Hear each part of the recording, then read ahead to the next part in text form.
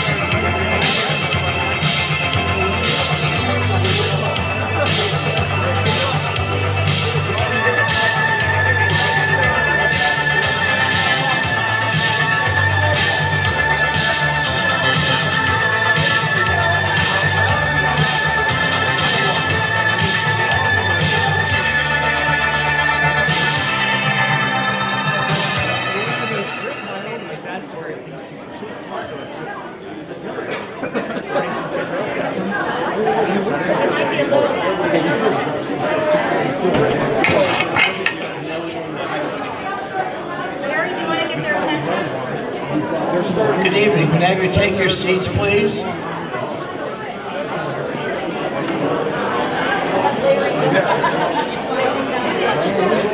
Hi, Matt. I'm good. How are you? Can I have your attention, please? I'm happy to do whatever. Your attention. Excuse me, can we have your attention, please?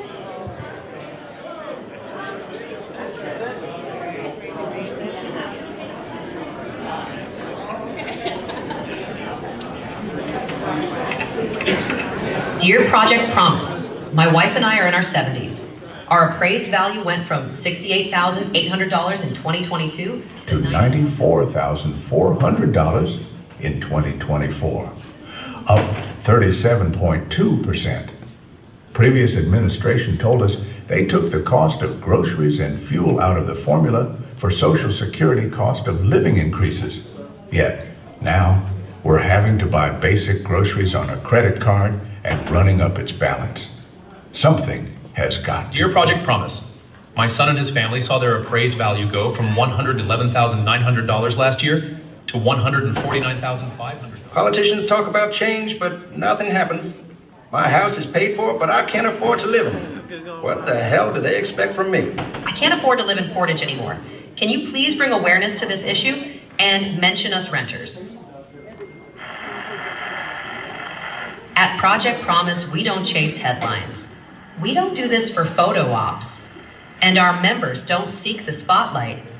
Because the spotlight belongs where it matters most. Thousands of Northeast Ohio homeowners are seeing big changes in their tax bills this year in the wake of state-mandated reappraisals and voter-approved tax hikes. Yeah, where does it end? Investment firms swooping in and buying up some of the only affordable homes in your neighborhood. They raised it $600 last year. They raised it $2,000 this year. I'm going to have to sell my home. Is that fair? We will listen. We will advocate and take action. Because real change doesn't happen in front of cameras. It happens in the lives of the people we serve. Project Promise, fighting for Portage County, one issue at a time. My name is Larry Cates, and I'm chairman of Project Promise of Portage County. Welcome, ladies and gentlemen. You know, the last video spoke to the heart of our mission. Visit our website at projectpromiseportage.com. You'll see the focus of our mission, of our real issues and solutions. We don't speak of photo ops off the pain of others. This isn't an inflated issue. People are in crisis, fearing that they will lose their homes, and that's why we have gathered here tonight. Before we begin, please be in the attitude of prayer. God our Father, we as patriots accept it by faith that you're in control and master of putting together the pieces of the tax reform movement. This is a heavy burden that we are undertaking, and we know that you are leading us to victory through prayer and trust, which we cannot do in our own strength. In Jesus' name we pray. Amen. Amen. We invite you to learn more about Project Promise, like I mentioned, at our website, and also we're invited to our meeting on June 19th, and invitations are at your seat. Now, while Project Promise has quite a media presentation, we have professionals that have excellent presentation for you tonight. And to introduce them, we will call on Elaine Cross, who is our chairman of tonight's presentation. Elaine?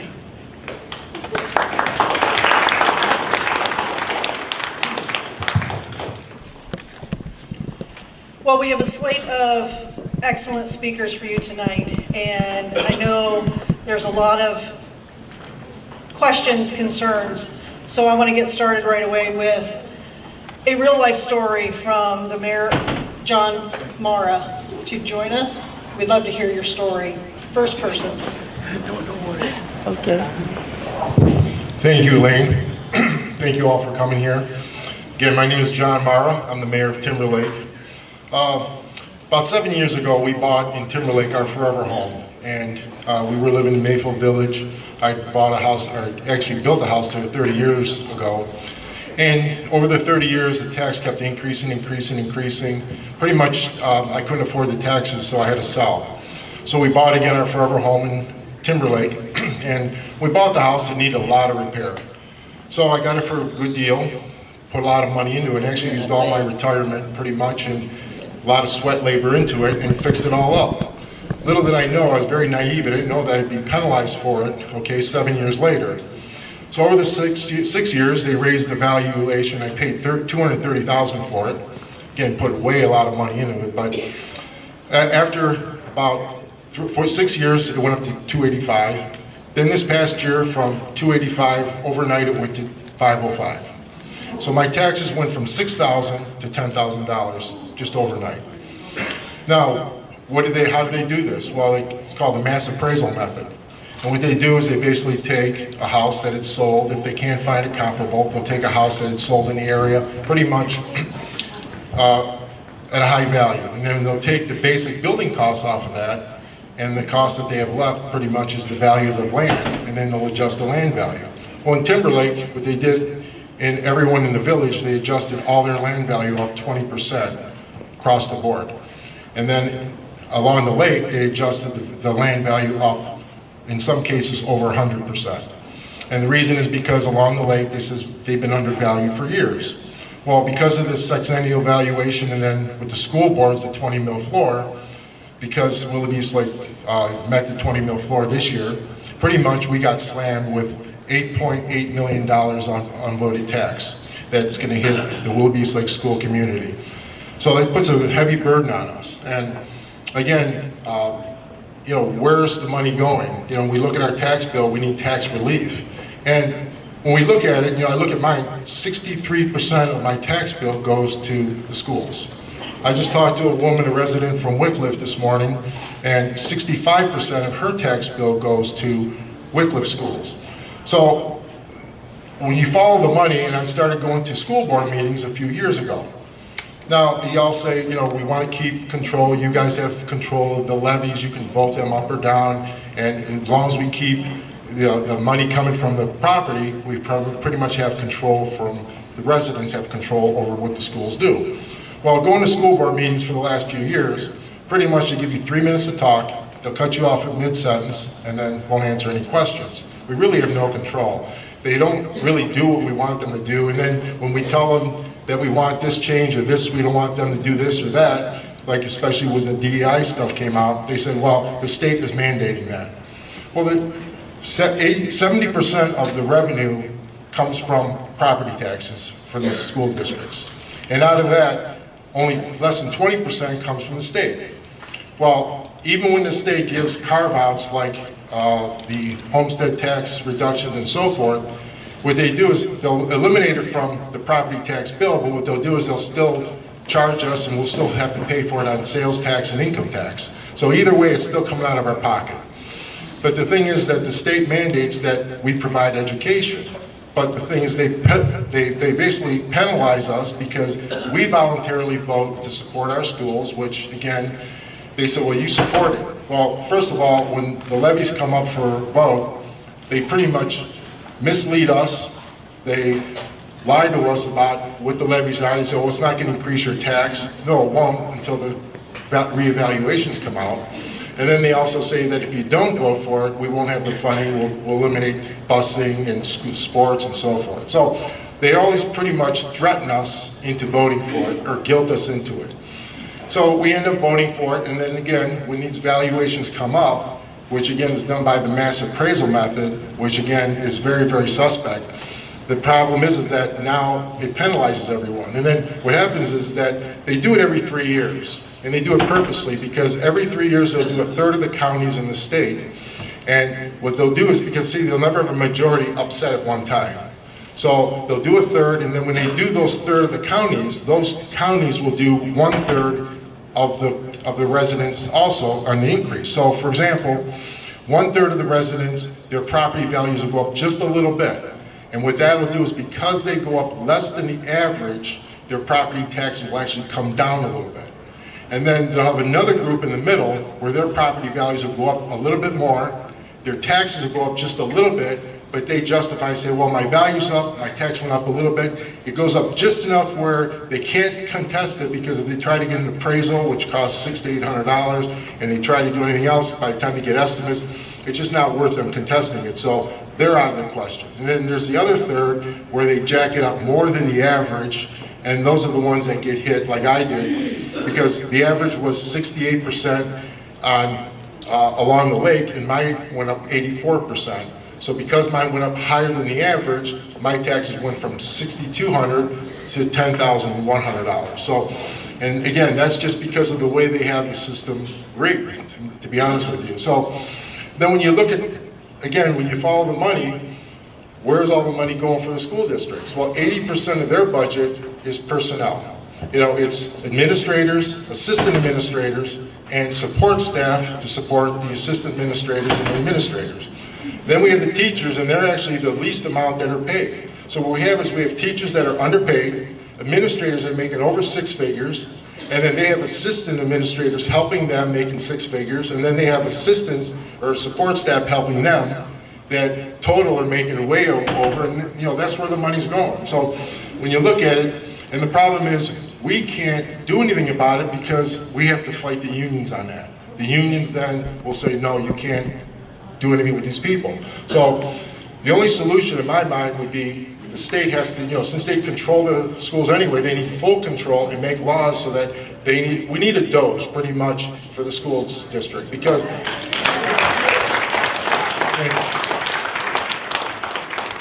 either way, we're never going to fix the property tax problem until we fix the spending of the schools. Okay, they spend way too much, and what I'm doing is, you know, I complain about Willoughby East Lake School, they're at 80% personnel. Well, Mentor Schools is 84%. So, I mean, now you're talking schools got to run a complete budget, building, you know, the utility costs and everything else on 16%. It's just impossible. And that's why they keep falling further and further behind. And what they do is also, I'm finding out through this mass appraisal method, you know, again, when they put this all together, they put the funding of the schools on our property taxes. And then they had to come in 76, they had to come out with House Bill 920, because what they would do is, as the valuations were going, the schools were getting a lot of money, a lot of windfall, so they said, well, we're going to control that. So they put House Bill 920 to cap it. And then what they did is the schools started complaining, so what they did was they raised it from 10 mil to a 20 mil floor. So now they're going to get a guaranteed 2%. But what that did is, like Willoughby East Lake Schools, they have 5 mills inside. Now they get an additional 15 outside, so they get an additional 15 mills without the vote of the people. So all this money they're getting now with these windfalls, and again, what they do is they'll put their budgets out, and if they have, say, 100 million coming in, they'll spend 110 million. And the problem is that's the problem, because their mentality is if they don't use the appropriation, they'll lose it, and they won't get it the next year. And the problem is though is that when they put their budgets together, for example, Willoughby East Lake School District, what they did was they put a 5-year projection.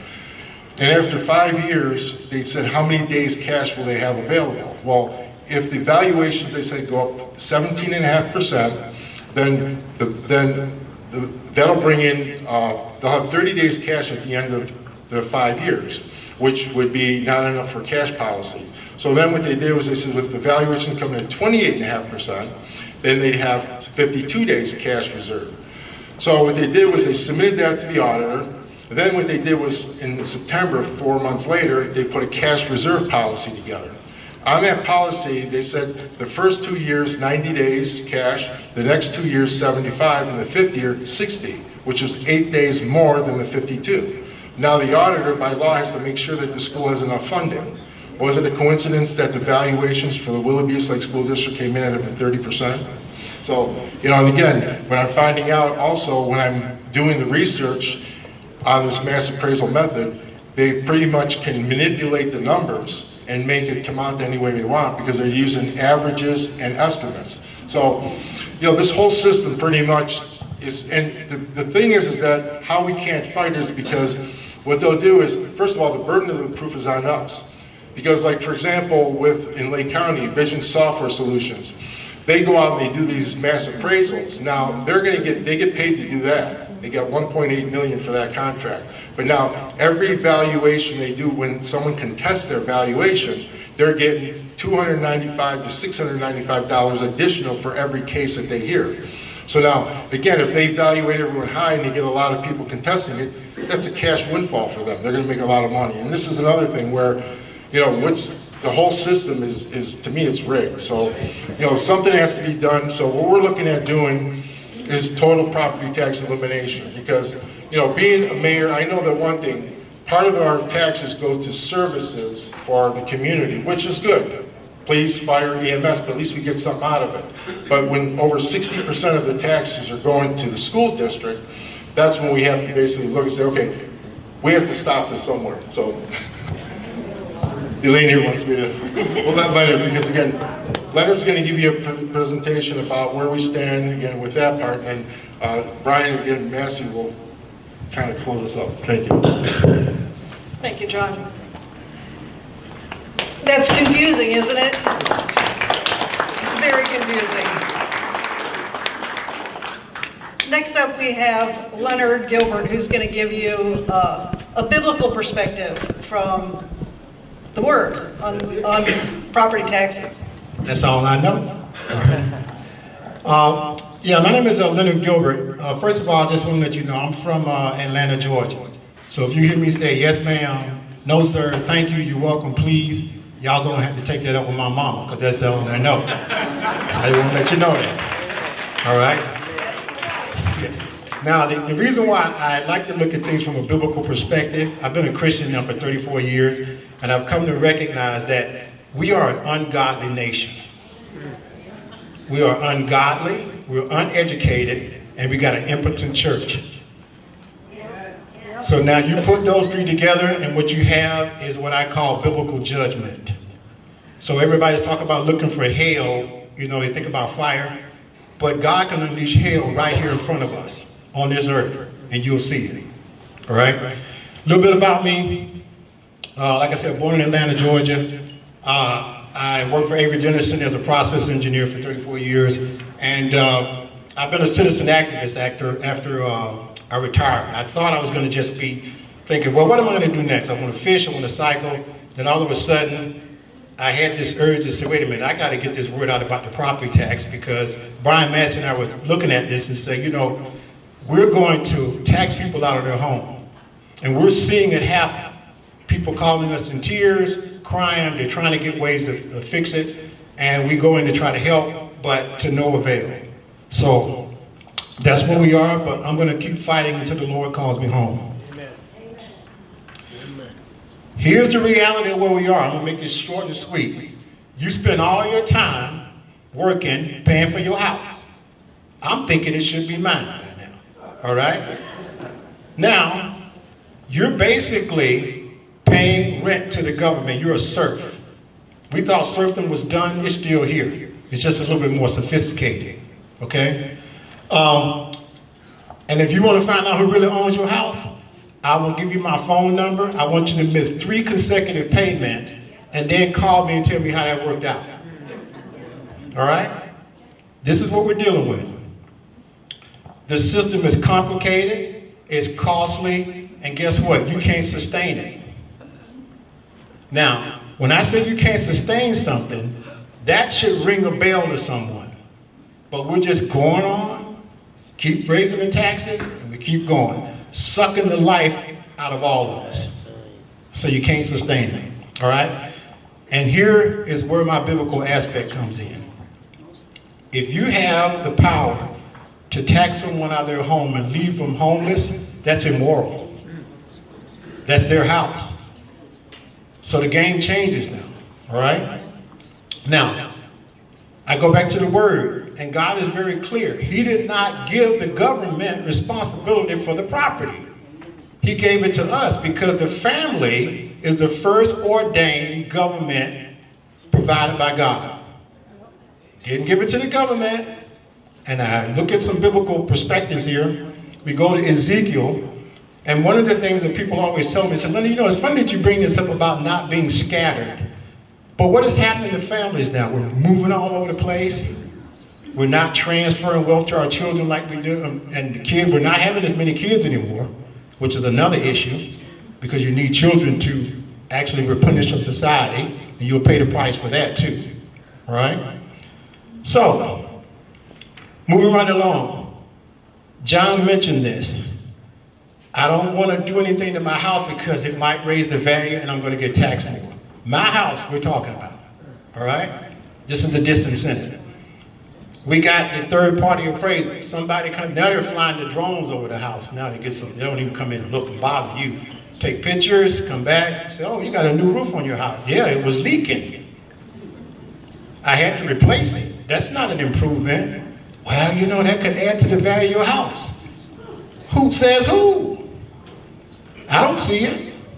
All right? Now let's go back to talking about breaking God's law. Now, one thing about people, they don't realize this. There are national consequences as well as individual consequences. But we don't think about national. But there's individual and national, all right? When you break God's law, you're going to have consequences. Now, do you know how I know this? Because when I used to break Grandma's law, she said, you know what? Until Jesus get back, I'm in charge now. So I knew breaking the law, I knew what that meant at a very early age. So Grandmama set that theology straight from day one, all right? 5th commandment, thou shalt not steal. What do I mean by that? Taking somebody else's property when they're not the true owner. You're the true owner, but they're taking it from you. I don't care if they say it's legal or not, it's still wrong. Just because it's on the books, it doesn't make it right. The 8th commandment, not bearing false witness against the neighbor. You give people the impression that they think they own their home. I paid my mortgage off. Oh, I'm glad I did that.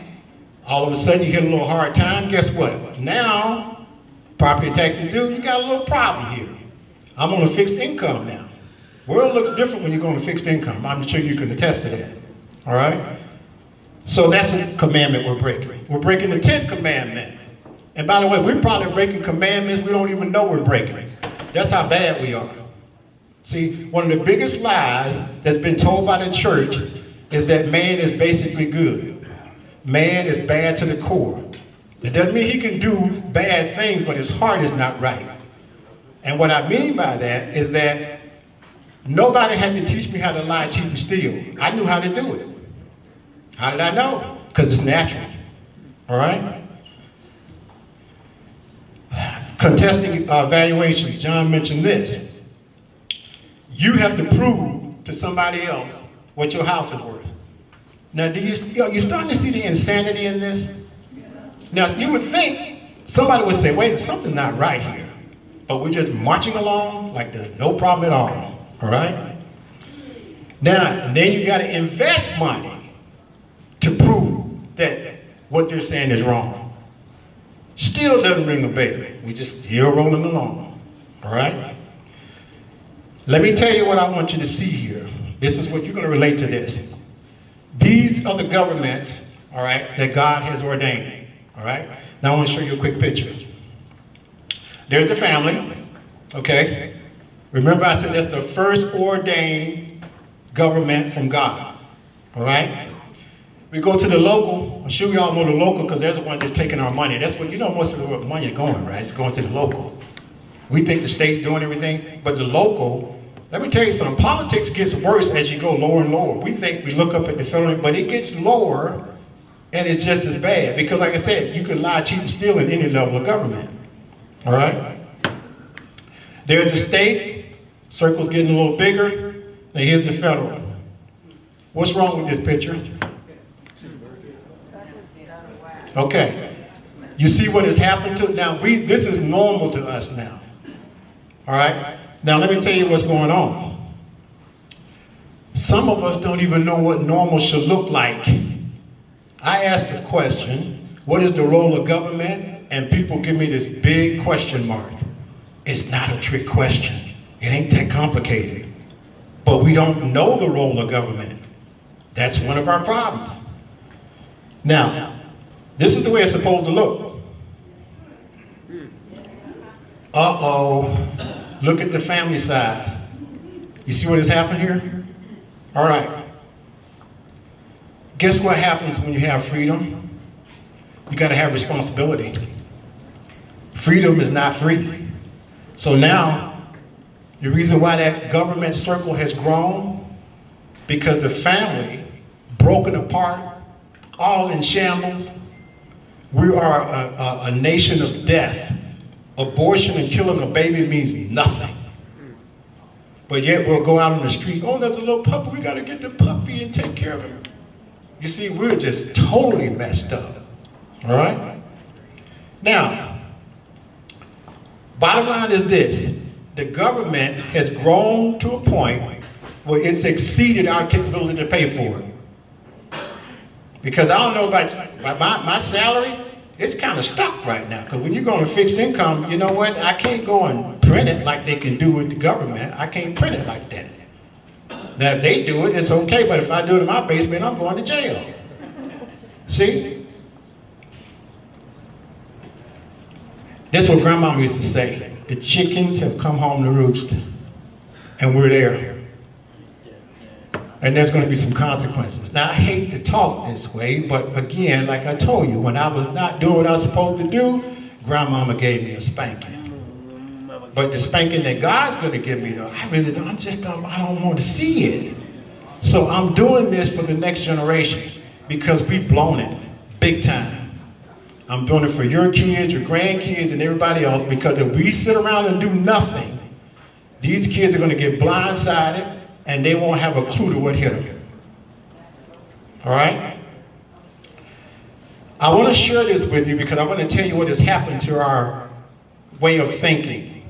Now, when I use the word communism, people think about starvation and murdering and all this kind of stuff. But let me tell you, do you know that communism is a religion? It's a way of thought. So if you adopt some of those principles, in reality, you are just might as well call yourself a communist, all right?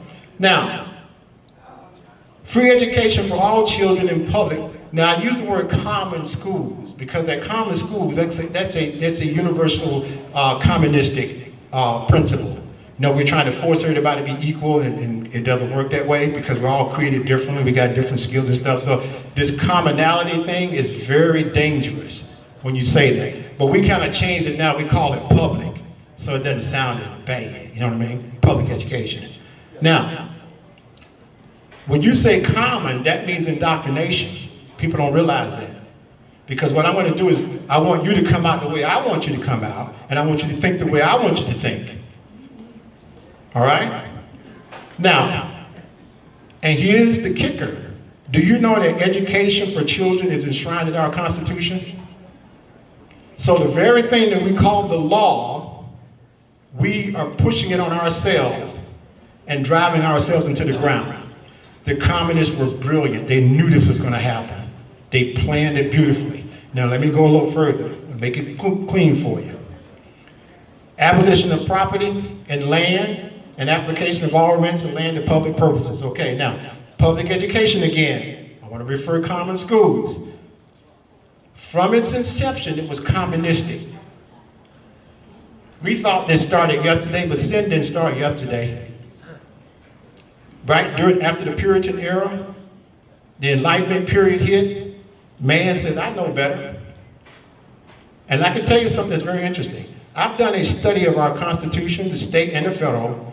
Do you know that every amendment that we've done since the time that the inception of that Constitution, every one of them is ungodly, moving further and further away from God. And we wonder why we're in the mess that we're in. All right? Now, by the way, you know how common schools stay alive? They need your property. So you see the circle now? Indoctrination, you know, ownership. We got the whole society just the way we want them. Now, abolition of all rights of inheritance. What do I mean by this? If the government owns it, you don't own it. And by the way, if you don't own it, if you don't own the property, then guess who's the property? You are. That's a hard reality, but that's who we are. We're government owned. Now, here's a beautiful thing about communism. They got to figure out a way. They knew they couldn't beat us by might because they said, well, all these guys are armed, they're dangerous, and we don't want to go and start a fight with them. But if we can get in their system, indoctrinate them to the way we want them to think, we can get them to fund their own demise. And that so-called greatest country in the world, we can bring it down without firing one bullet. Now, I pulled this right from the Communist Manifesto. And when I tell people that, no, you didn't, well, I can give you a copy if you want one. And it's right in there. So we are driving the communist nation. We're driving it. And it feeds on us. It feeds on us because, again, we're ungodly, we're uneducated, and the church is a no-show. Nowhere to be found. All right? Now, here's where we're going. Mama told me, if you go, go big. Everybody's talking about, let's cap it at 3%. Let's do this. Let's move it over here. No, no. This is my house you're talking about. End of story. I'm not playing anymore. So this game of saying what we're going to cap and move around, it has to go. The property tax needs to go. End of story.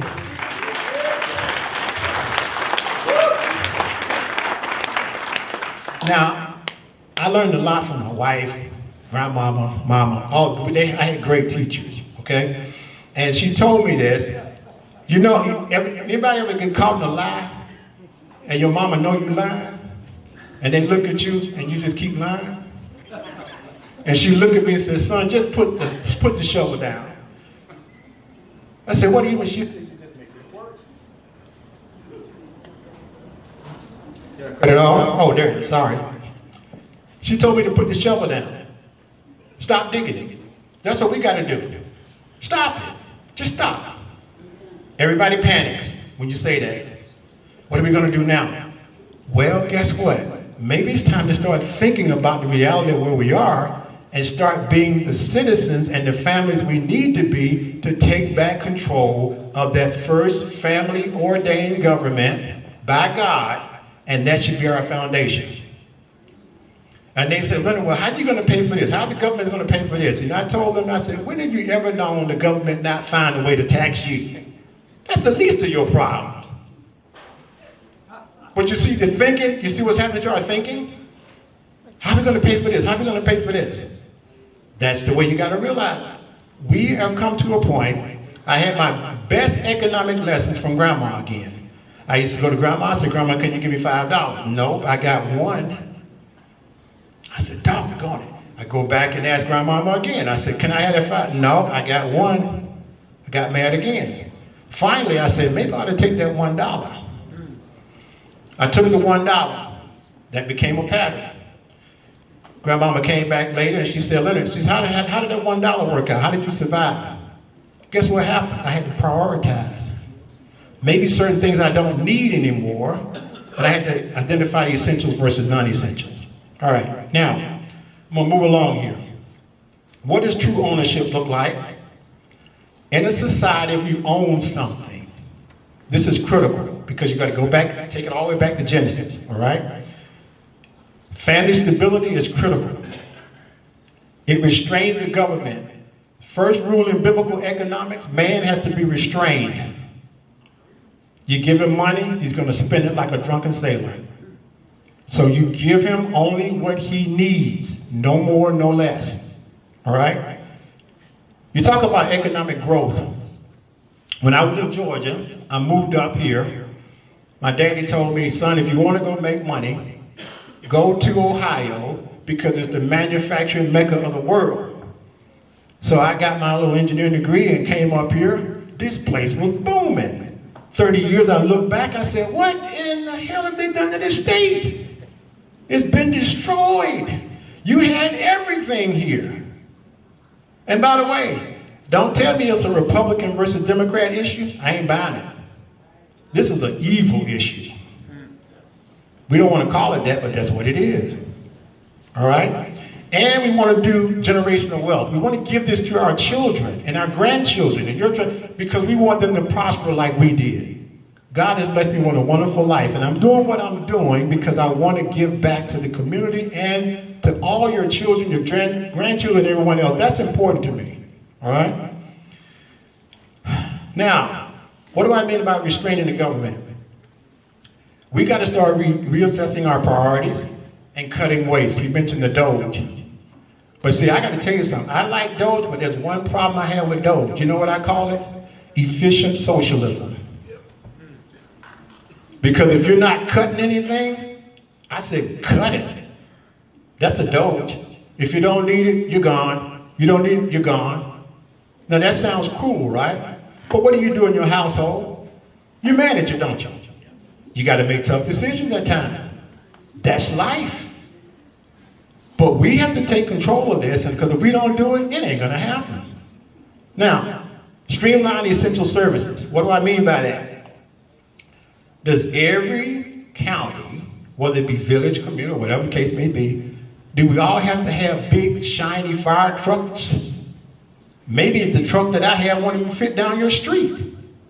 Maybe you don't need that one.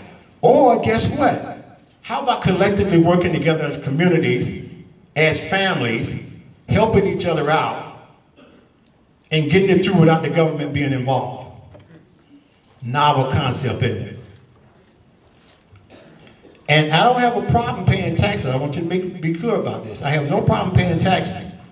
I have a problem with a tax being tied to my house. I didn't say I wasn't going to pay. There should be no tax on property or any improvement you make. That's my house, end of story. Progressive taxation, that's another Communist Manifesto principle. What do we have in this country? Progressive, if you make more, we got to take more from him. We got to put you in a different tax bracket. If you make this amount, that's crazy. All right? The reason why I talk about a flat tax is that everybody has skin in the game. And they said, well, what about poor people though? Well, first of all, that rate shouldn't be high. It should be reasonable. So if you make 100, there's 10, the guy makes 2,000, then his goes to 2. That's the way it works. But we all have skin in the game. If no one has skin in the game, what do they have to worry about? They can go to the government and get what they need. And guess who's paying for it? Who's the government? We're paying for it. And we're making it worse because we're not giving them any incentive for it to be competitive. And competition is what you need in order for a society to thrive. I'll get there eventually. Hang on. I get a little excited.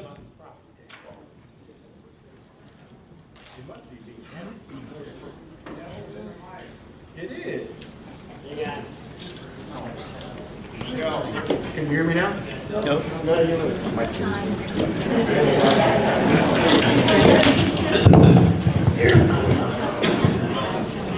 Here it's okay, gotcha. All right, thank you, sir. All right, let me bring this thing home. You shouldn't tax people on things they don't have. All right?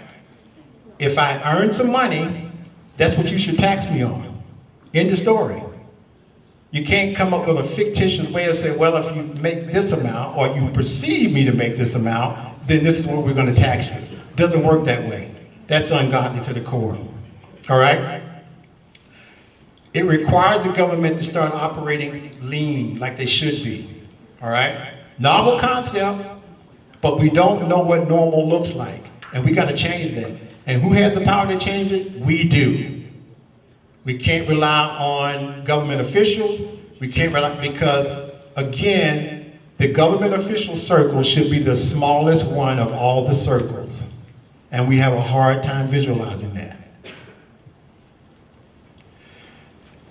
No tax should have the power to leave someone homeless. The property tax is not property owned. And true what I call ownership is essential to freedom. We don't even know what freedom looks like. See, we all think we live in the greatest country in the world. And we do to a certain extent because God has blessed this country royally. But guess what? We can still get a spanking. And not, like I said, I don't want to see one, but there's consequences for sin. I took this quote from R. Weston. I do a lot of theological reading. And I like this because the nice thing about ownership, a poor man can work himself out of poverty and leave that to his children if he owns it. And that's critical. Now, where are we going? We're working on a petition right now. We're drafting it up. I'm not a constitutional scholar, so there's some work to be involved here. And we got to get other people involved that really understand this. We start out initially, you got to get 1,000 signatures. They go to the Attorney General. He has to approve it. Then we go back. Once it gets approved, then the next big step, we have to go out and get 600,000 plus signatures. Now that sounds impossible, but guess what? It can happen if everybody's energized. And by the way, you notice I didn't say Republican, Democrat, Independent. I didn't say that. All I want is somebody that's thinking out of the box.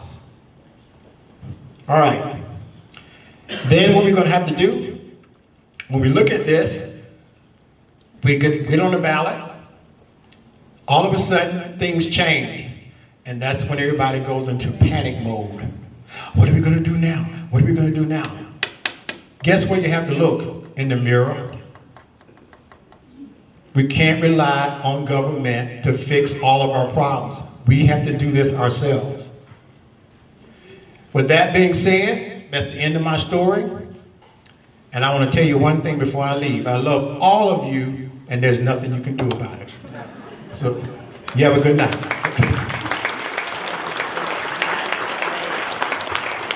Thank you, Leonard. Our last speaker tonight is going to open your eyes, because in his words, he says, if you think that was bad, it's worse. So please welcome Brian Massey. Thank you, Elaine. Well, what a crowd tonight. We certainly appreciate everyone coming out. I just want to let you know that you have one great leader in Elaine Cross. Give her a round of applause. We are so thankful to be working with her, and as Leonard said, we're working on this initiative petition. We were hoping to get it done by tonight, but what we've realized, we don't want to stumble coming out of the block, so we are going to get some legal expertise to make sure that the petition will be accepted by the Secretary of State. I started on this property tax issue about 2015 when I looked at my own personal tax bill, and I saw that my taxes had gone up 40% in the 10 years that I lived in the home, and I said, this is not sustainable. And I said, if we continue this ever-increasing property taxes, we're going to price people out of their homes. This is before I even, thought about 30%, 40%, revaluation on the properties. We have tried to. I started a 501c4 called Lobbyists for Citizens, and the reason I came up with that name is when I wanted to try to educate myself on all of the issues with property taxes. It's overly complex, but I contacted the state and the state auditor's office, developed a little phone friendship with them, and they said, Brian, there is a lot of lobbyists down here. Everybody's got a lobbyist. The only one that doesn't are the people. And I said, well, that seems like a good name. So I've adopted that name, and what I do throughout Lake County, I go to all the meetings, commissioner meetings, because I believe in honesty, integrity, and transparency in government.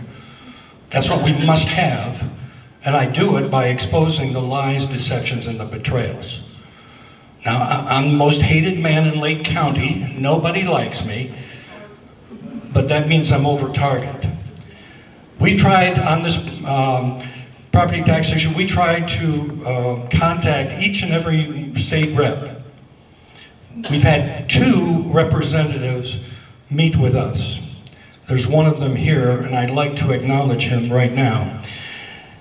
And it is Mr. David Thomas. He's right here. He was the former Ashtabula auditor, and he was elected as the state rep. District number 65. David is, he knows that he's got, quite a task ahead of him, but he was willing to meet with us. And that's what we are trying to do. Another one was Brian Stewart, who's down in, I don't remember the district, but he's down in Columbus. He met with us. We tried to reach out with others, and they wouldn't meet with us. Heidi Workman. Forget about Heidi. What? I'm sorry. I don't think she was a rep when you were doing your looking. Yes. Heidi Workman, I am remiss. Thank you so much, Heidi. I appreciate that. Now, what is so important is that they're taking the time to understand and listen to us as average citizens. And I think that's extremely important. We know this is going to be a heavy lift. But one of the things, the mentality, and I'll exclude our 2 guests here. When talking to senators, representatives, and some county auditors, when I talked about the property taxes, they said, well, Brian, with the increasing in property values, now is the time for seniors to sell their home and move into an apartment.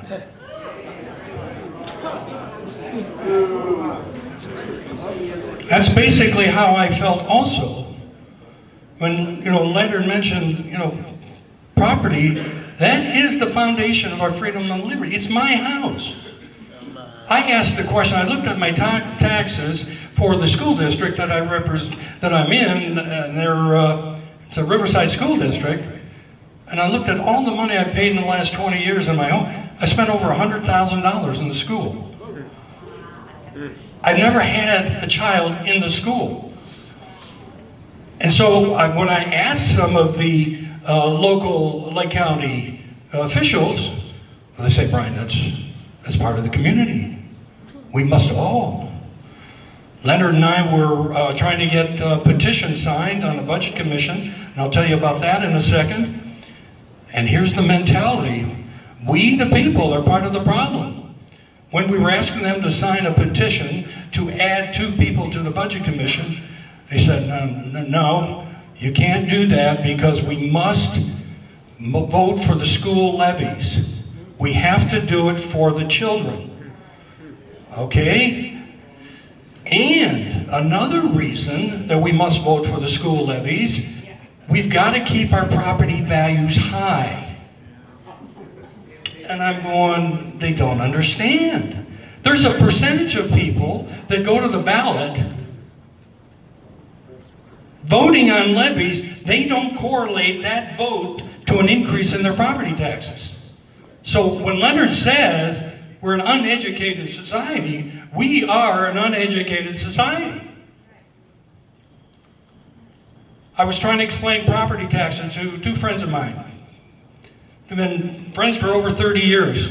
One of them was on his phone, and I'm talking about inside millage, outside, House Bill 920, 20 mil floor. You know what he said to me, the one on the phone? The Browns are down by 10 at halftime. So if you're only worried about the Browns being down by 10 at halftime, you're part of the problem.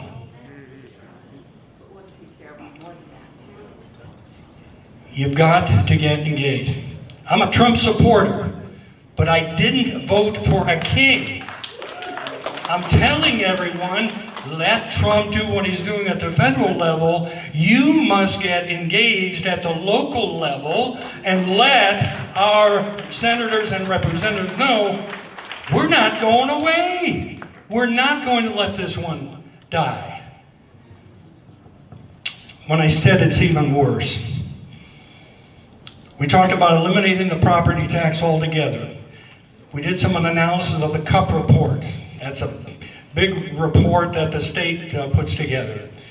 And we found out that of all the local property taxes collected for all 600 plus school districts, it was $12 billion that is collected from all of the local property taxes. Now, to replace that $12 billion with a sales tax, it would be about an extra 4.5% just for that. Now, no matter what we come up with, or I should say the state legislators come up with, no one's going to be happy.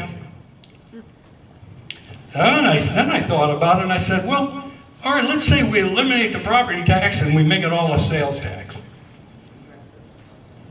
What would happen? You're still going to be priced out of the home. Because as Leonard says, there are no checks and balances in our system that protects the financial interest of the average citizen. And what do I mean by that? In Lake County, I've done a tremendous amount of analyzing of financial statements. My background is as an accountant. Look at 3 years, 5 years worth of financial statements so I can see some trends. And what I saw in Lake County was, because there is no entity, there's no one person that is taking a look at the tax budgets of these taxing authorities. A taxing authority would be a school, it could be a Deepwood, a crime lab, Lakeland Community College. Those are all taxing authorities that have the ability to put a levy on the ballot, and you vote for it. So what had happened in Lake County was, I found out that Lake Metro Parks, they've accumulated $30 million in cash. The Deepwood Center at $65 million in cash. The crime lab was accumulating $1.6 million more each year than they needed to operate. I asked our prosecutor, well, why are you taking that much money? He said, well, then I don't have to go back to the taxpayers for 15 years. I said, you cannot continue to suck the lifeblood out of the community. That money needs to be in the hands of the citizens so that they can spend the money and the economy, the local economy, keeps driving. Now, what has happened with this recent revaluation, it's a huge money grab. When I found out over a year ago in Lake County that there was going to be a revaluation, I said to officials, I said, we've got to get that information out to the people. They've got to know how much each taxing authority is going to get and what their estimated increase is going to be on their tax bill. And I was told, no, Brian, you can't do that. I said, well, why not? Well, there's tax levies going to be on the current, the next ballot. And if you tell the people too much information, they may not vote for these levies.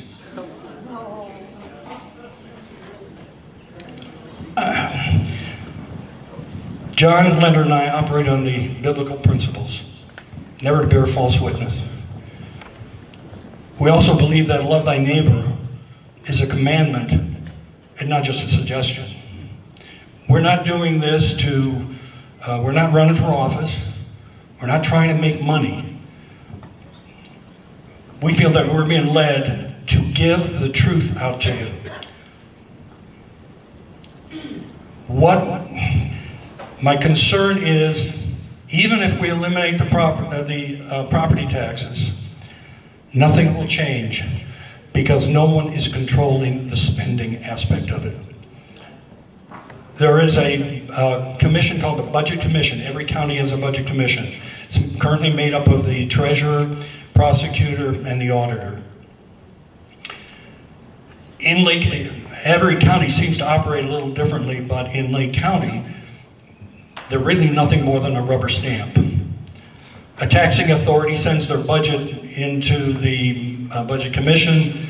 Budget Commission looks at it, and I guess it adds crossfoots, and so we'll just sign off on it. No one is saying, well, wait a minute, you're accumulating, you've got 10, 20, $30 million.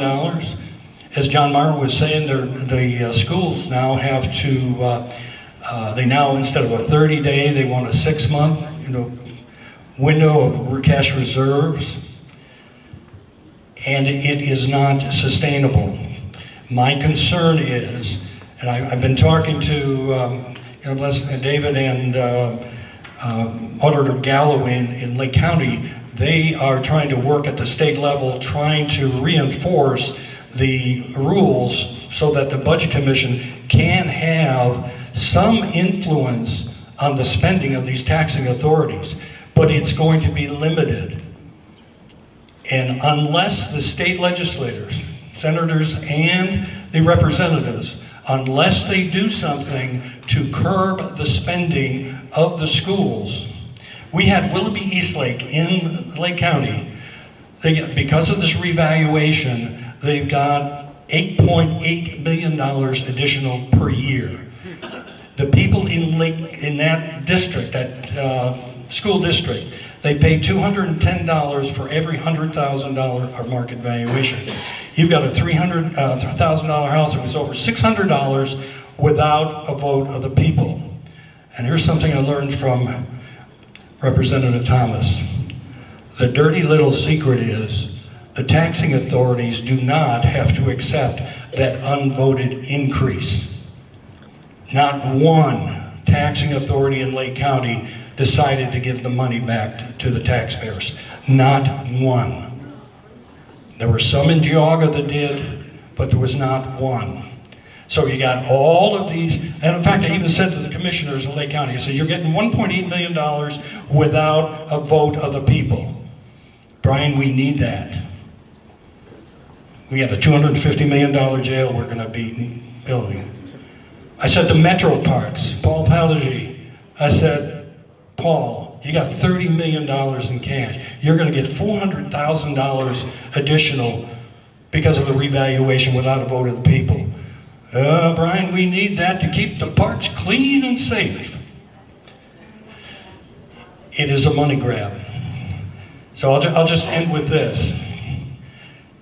You must get involved. You must contact your representatives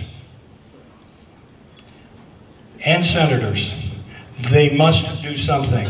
They spent the last 2 years, they were talking about, they had a Ways and Means Committee and they had a committee on tax review and reform. Leonard and I spoke before them. When I spoke before that committee down there, they censored my speech. They played classical music over what I was saying. And they told me, when I asked, and I sent emails to all the, who was Representative Romer, I believe his name, and also to my representatives, I said, why'd you censor my speech? I thought they would say, well, Brian, what they said, well, we had a glitch. What I was expecting them to say was, well, why don't you come down next time and we'll let you read it in, or my representatives. Again, they're supposed to be representing us. No one said anything. I wish I had access to the internet here, but I'll tell you, I'll leave with one thing. Representative Ron Young, who is a commissioner in Lake County, and he's also a state representative for many years. On his last day as commissioner, he asked me to record him. I said, okay, I'd be glad to do that. I think he had a come to Jesus moment, because what he said was this: the top priority of government is to protect itself and to grow.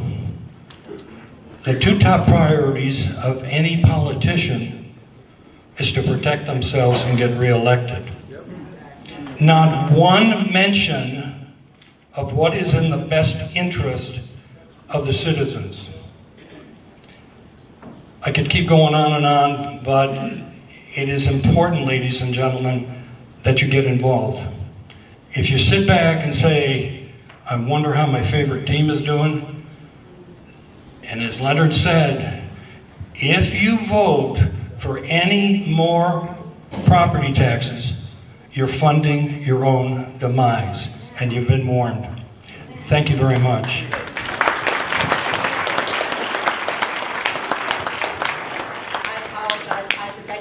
My name's Barbara Siddle. I live here in Kent, Ohio, and I am involved. For almost a decade, I have been going to county commissioner meetings ever since before they proposed the new jail, to which I objected highly. Well, they got the new jail through, and I heard previous commissioners say, you know, if I ever had to propose another additional tax like I did for that jail, I would never do it again. And I go to these meetings almost every week for almost 10 years. And maybe in other counties, they are not as good as here. And I don't particularly support the party of the commissioners here, but I do support their work because I have seen them in person scrutinize every request for money. People come through, the judges come through, other people come through with what perfectly excellent, very supportable requests for money, and they say, well, we just don't have it in the budget.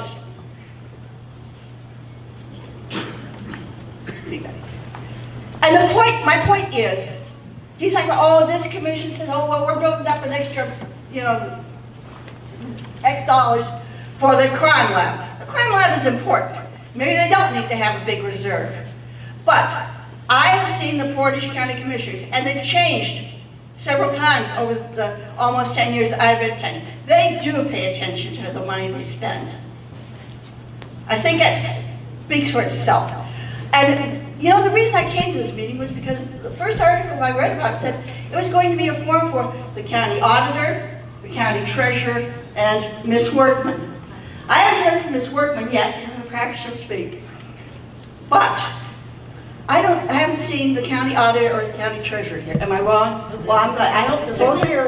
I certainly hope we hear from them. Thank you. Because that was why I taking came. the time, so thank and you. all I've heard about are from people from the lake area. So Okay, thank you. The point is, this is a state issue. It's not just Lake County. It's not just Portage County. It's not just Geauga County. And it is not just Democrat or Republican. It's not liberal or conservative. It is a citizen problem, and that's why we're doing this. We are a nonpartisan organization, Project Promise, who's putting this on, and it's important that you all get educated, and then you all go tell 10 people, because this is a heavy lift. No, we do not have a petition ready tonight, but I do have people here, and we do want to take questions from the audience. John is going to walk around with the microphone, but first let me introduce the people that came to hear. As Brian was saying, the value of a good politician is a politician who's willing to listen. And they have all waited patiently. They have listened to all the testimony that you listened to. And so I would like to just call them up so that they can be part of answering some of your questions when you ask them. So, first let me introduce Heidi Workman. She is the representative for this county. She ran on property taxes. And we are so glad that she is concerned about property taxes and wants to deal with the property tax issue. We have put a lot of trust in her, and we believe that she is going to do what she can do, but she's one. And if you count Dave Thomas and say one more, that's 3. We need to get everybody involved. Portage County can't fix this alone. Heidi Workman can't fix this alone. Dave Thomas can't fix it alone, and Dave and Heidi can't fix it alone. We all need to be part of it. The other representative that is here is Dave Thomas, and he is from Lake and Ashtabula, I believe, District 65. And he has also been very vocal because he's been on the other side of it as the county auditor. He's seen the spreadsheets and the details and the data and the money that comes in and where it goes out. He's very knowledgeable about all this as it's happening. We also have our Portage County treasurer here, Mr. Kennedy, who has also been vocal. If you get the local paper, he's sent out press releases recently. He's as concerned as we are. And if you look, we have Democrats and Republicans right here before you. This is not a partisan issue. This is a you issue. We also have our auditor here. It's great to have Kelly join us.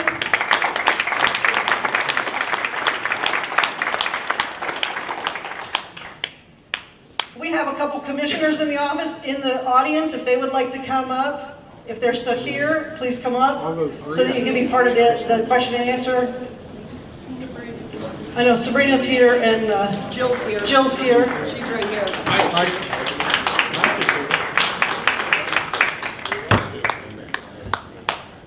And there's Mike Tinlin.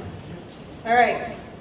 So as they wake their way up, I just want to say we are working on a petition. We are working on a petition that completely eliminates property tax. I look at it as, right now they have three main ways to tax us, and there are other ways, but there's income tax, there's sales tax, and there's property tax. So it's time for the state government to go from a three-wheeler to a two-wheeler and learn how to balance on what they get. Okay? So I'm going to give each of these guys a minute to say hello, say a couple words, and then we are going to take questions from the audience. So if you have a question, raise your hand, and John will make his way around the audience to get your questions. Thank you so much. Good evening. I would like to say thank you to Elaine Cross, to Jimmy Emmerich, to Carly, wherever you are, Carly, the entire board of Project Promise who brought us all here tonight. Also to our friends in local government here, thank you so much for being here. We are all here because we care. This is an issue that can unite us across party lines. It's not political, it is nonpartisan, and we are all here because we care.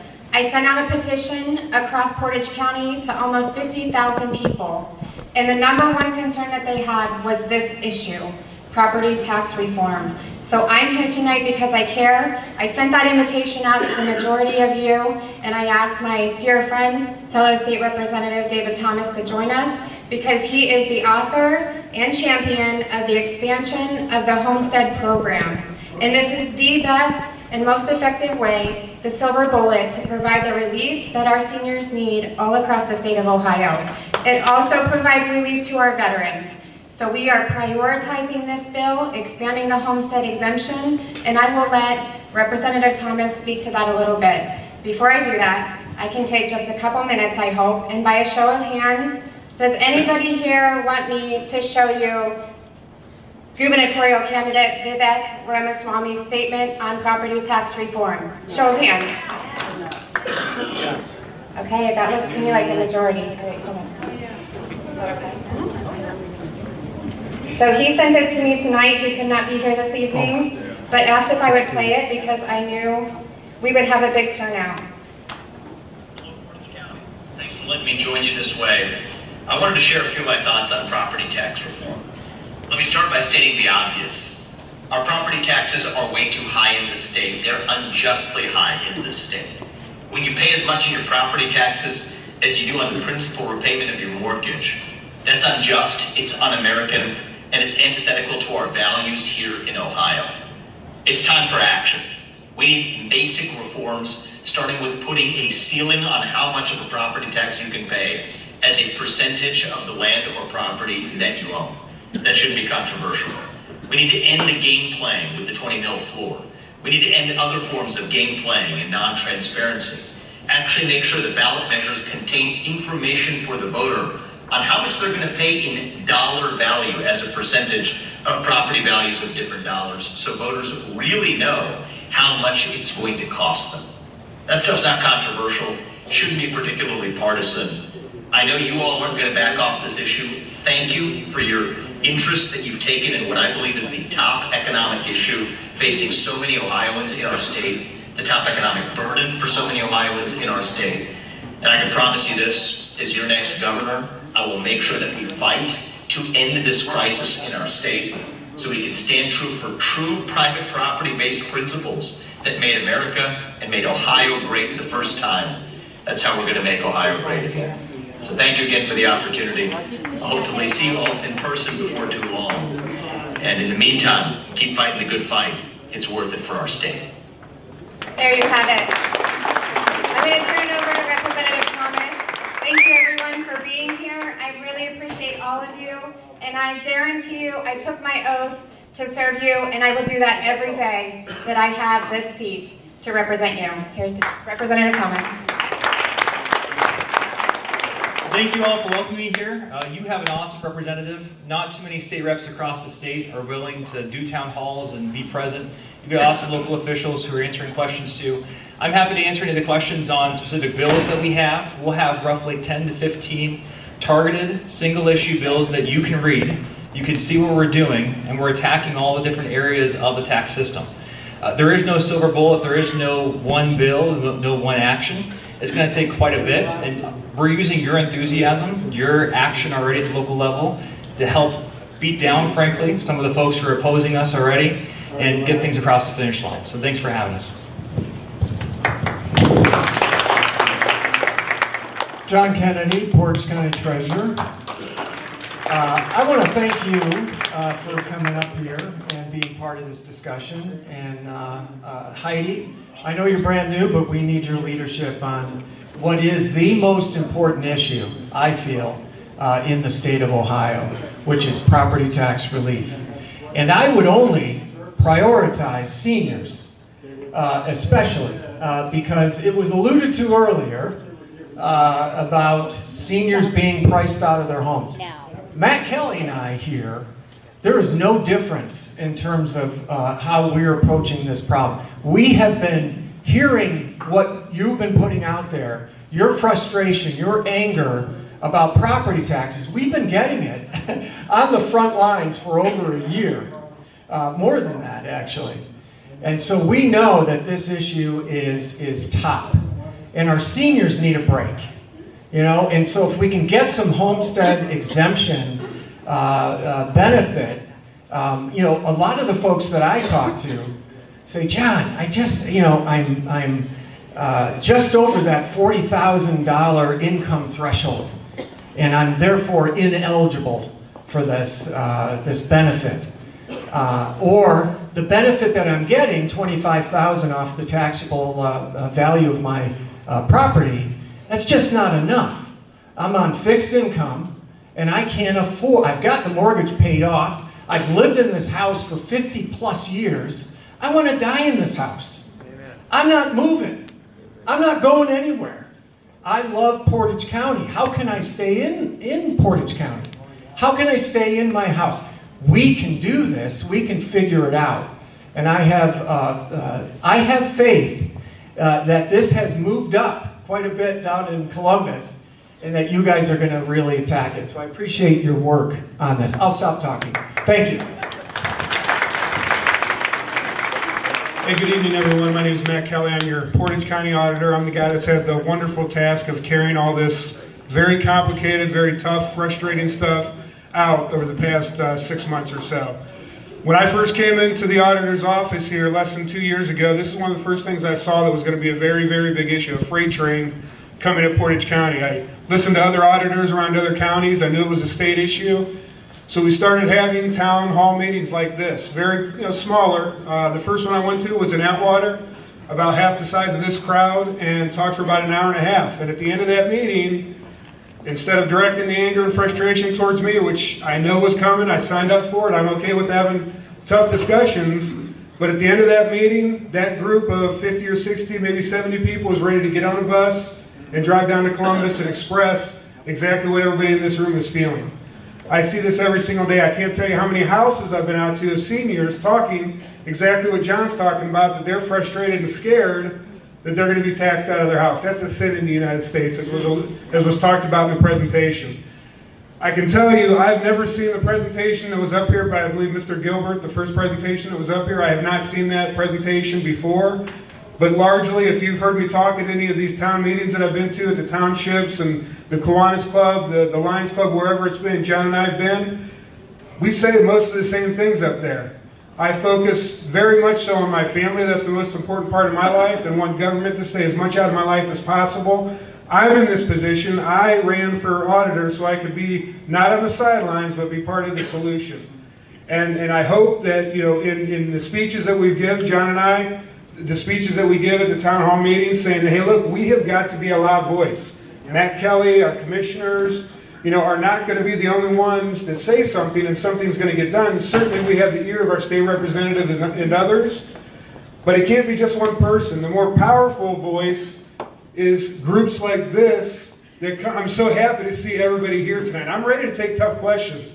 This is a very, very difficult situation in Ohio. Luckily right now, I'll tell you, we have some I think the only thing that I disagreed with in that presentation is that with our local leadership in Portage County, I am very confident we have the right people in office right now. I can tell you, you know, with Heidi and Dave down in Columbus working for us to do something, they're already doing stuff. 6 months ago, 8 months ago, when we were talking to groups like this is what we were asking for, is to Columbus to listen to our frustrations, and now here our state representatives are right here in Portage County. So yes, we need to do something about this. It is a very, very complicated process, our tax structure. It's been out there since, what, the mid-1970s. Dave Thomas is about the smartest person that I've ever heard talk about property taxes. I know he has some very good bills in Columbus that are going to benefit us. But I can tell you on my part that I'm not going to stop going out to Portage County. We've been to the Ravenna Balloon Affair. We had the auditor's office on Main Street taking homestead exemption applications, getting the word out on what was going on. We've been up to Aurora. As I mentioned, we've been to the Kiwanis Club, been to dozens and dozens of township meetings to get the word out. And again, we're not going to stop that. We want to get the word out. We want people to know what's going on. I'm okay taking tough questions. If you want transparency, come to my office. Let's talk. Let's talk about how to use the tools that are in place right now, the Board of Revision, to get an adjustment on your property. That's the tools that are out there right now. Hopefully that gets improved here going forward. But I know Heidi's called me many times saying, hey, what are you hearing? You know, what things can we do, especially veterans? I'm a veteran myself. I like hearing good things that are going to be done for our veterans, our seniors. My mom and dad live in Summit County. They went through this last year. So I knew this was coming listening to them. I was sensitive to it. So coming in here, I had the mindset, and now I got the team to be able to do something about this in Columbus. So keep voicing your opinion, your frustration. Be involved, like what was said here a minute ago. Be involved in the process. If you need to use me as your mouthpiece, I will be your mouthpiece, and I will tell who needs to hear what needs to happen. So I don't consider myself a politician. I'm not running for office this year. I am here because I want to be accessible to you. I'm not a politician. I consider myself a public servant. So I'll pass it on. Sorry. That's all I learned. Good evening. I'm your County Commissioner, Sabrina Christian Bennett. I've been your commissioner for 10 years. And those of you know, I am not a big fan of taxes, nor am I a big fan of imposing taxes. But the first thing I'd like to say is I want to give kudos to Matt Kelly and John Kennedy for staying out in the forefront, getting ahead of this. I was just in DC for a NACO legislative update, and they were talking about how their auditors have not even started. They are just now starting. And mind you, the deadline is the same for everyone, isn't it? March 31st. March 31st. And here we are in March, and they're just now trying to get to their citizens. It's like, where the heck have you been? You're a public servant, just like the three of us are. And I can tell you, we have a real problem and a real need for property tax reform. And I think with our legislative folks that we have with Heidi, and also Steve Dimitro, and with Matt and John Kennedy, and with the support of the Board of Commissioners, and people who may find it odd because we heavily rely on taxes, whether it's sales tax or property taxes. But again, you know what? No one should be taxed out of their home. And I hear it every day. It's not just being taxed out of your home. They can't even afford to go to a trailer park The park rents are astronomical. They are being taxed, some left homeless, or having to move in with their children. This is not the America I know and love. We need to do something, and we need to start now. Let your voices be heard. As Matt says, call any of us. Our doors are open, and that's what we're here for. We work for you. So, thank you. Hi, everybody. I am Jill Crawford. I just took office. I'm a Portage County Commissioner. I just took office 2 months ago, and I think Sabrina said it well, you know, what the commissioners, you know, do, and I know you guys probably want to ask questions, so I'm not going to hold this up. I'm going to pass it on to Mike. I'm going to hurry up because I know you want to talk to them. That's the only one. Go sit down. I ran when Matt ran, so I'm not running either. I too am not a politician. I didn't need this job, I wanted it. And the reason I wanted it is because of you. And the purpose is quick story. Father was in Korea, got taken prisoner of war, was down for 8 months in captivity. Finally got rid of him, came back, he passed. Now I'm looking at our taxes. We can't help our veterans and we can't help our people who all your life all you've done is pay taxes. You go buy a car, you pay taxes. You pay taxes. You work, you pay taxes. Where's it go? And Miss Barb here, she made a comment about us. We are frugal. We are frugal. We question everything because we work for you. Love you guys. These people, outstanding. They've just been out all over. I appreciate you giving us an opportunity to say hello. And our doors are open. I am an open book. You can come in and you can look at whatever you want. I appreciate you giving us the opportunity. I have a few people that are chomping at the bit. Yeah. Have some questions over here. Okay, hang on. I want to reiterate, we are blessed in Portage County. And as we travel the state to other counties, we don't get one representative, local, even city, to show up. So to have this lineup of your representatives show up and listen and hear and be empathetic to your situation, we are truly blessed. We are truly blessed. So if you will just give a round of applause for our representatives who have come out and want to serve. Now, because Brian and Leonard have traveled several places and have never really had the opportunity to ask a question, Leonard asked me if he could have the first question because apparently he's got something that's chewing in his craw. So let's give him the first question. What's chewing in your craw? I never heard that one. I'm a Southern. Anyway, here's what I'd like to know, because I like to get to the meat of things. If I had a petition in my hand right now to say we're going to eliminate the property tax, and I gave you some very good reasons why and alternatives besides the property tax, would you sign it right now? I would sign it. The question is, are the alternatives funded? Yes. Funded alternatives, then yes, absolutely. There's a lot of money that we have to make up if we eliminate property taxes, and that is because we rely so heavily on our public services at the local level. Your property taxes fund all the public services that we have access to, our fire, our police, our libraries, our zoos, our schools. It goes on and on and on. So when we eliminate property taxes, we have to consider the effect that that has on our communities and the services that we appreciate. So just something to keep in mind. Thank you for the question. Yeah, no, I think it's important that we have a vote. So I would sign it because I think we have to decide as a people, just like we decide on levies, and we have to vote on levies, we should also be able to decide on that too. But I always tell folks as well, be careful what we put in our Constitution, because that's very, very difficult to change. But I think this is something worthy of the conversation. And I can't tell you also how afraid folks in Columbus are right now over the idea of many constitutional amendments being out there. I literally brought you up, Leonard, twice today, one with a school board meeting, one with another tax meeting, to be able to say we have to reform now because this is coming. And they're very afraid of it. So thank you for all of your work, and it's a big help. You guys have a ton.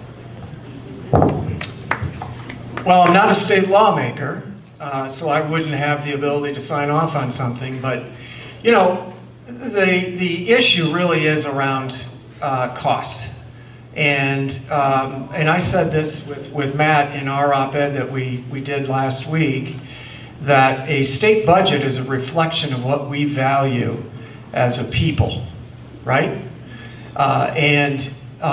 So if you were to excise, so to speak, the property tax completely, what value in terms of money are you going to assign to replace these very, very, very critical services and programs that we make available through property taxes right now?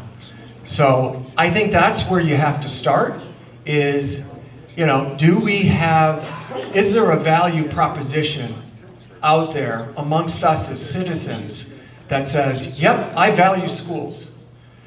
Schools we know, are a big economic driver of our local economies. I understand that.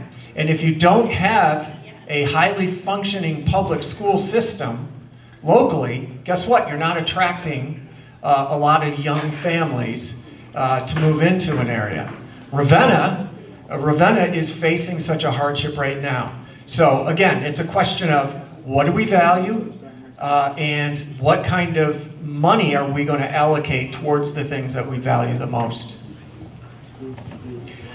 I would 100% sign a petition to eliminate property taxes, and I like the funding, the alternative fund, making sure the alternatives are funded. We talked about that at our town hall meetings. Recreational marijuana, legal in Ohio right now. You don't have to like it, but the voters voted for it, tax it. Use that towards the services we're talking about. Legal sports gambling, again, you don't have to like it, the voters voted for it, use that tax. Let's see if we can use that for the services we're talking about. You still got the sin tax, and I'm sure there's a lot of smart people down there in Columbus that can figure out some other alternatives. One thing I did see a headline recently, $400 million being asked for a new Brown Stadium. I can think of more houses up here in Portage County that need attention before we focus on an NFL team up in Cleveland. So that's just my opinion on that.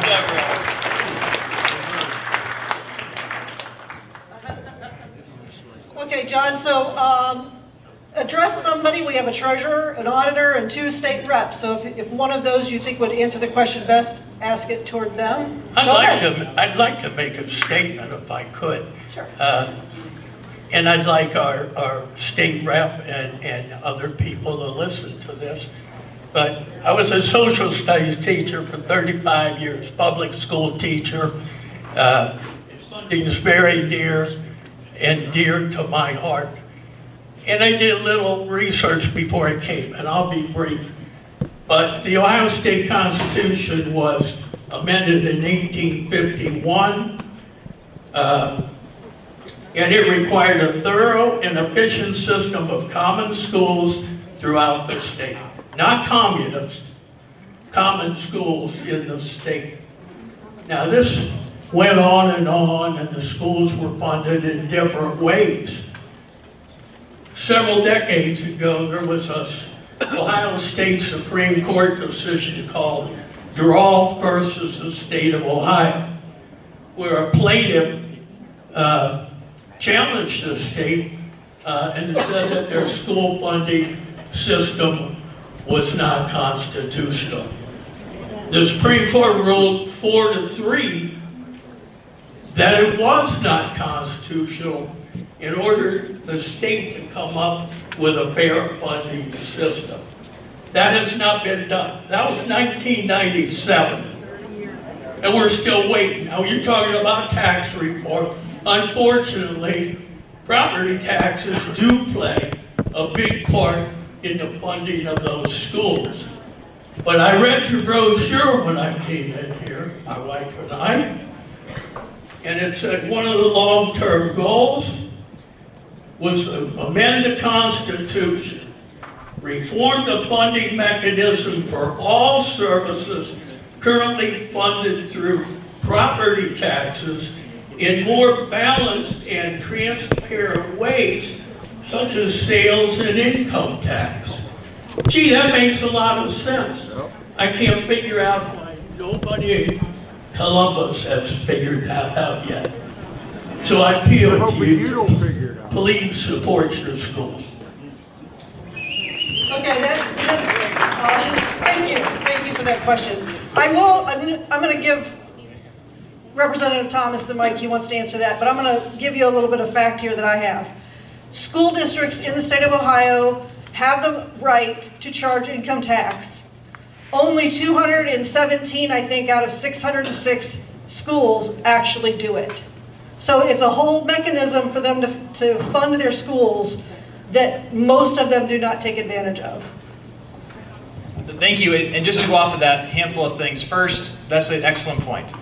At the local level, remember, the property taxes do not actually come to Columbus. Property taxes are solely a local function and pay for local services. In fact, the state of Ohio, our sales and income tax, the state of Ohio actually cuts a $2 billion check every year to local governments for the credits and to help with homestead, help with veterans, help with different credits that property owners enjoy. So property taxes stay local.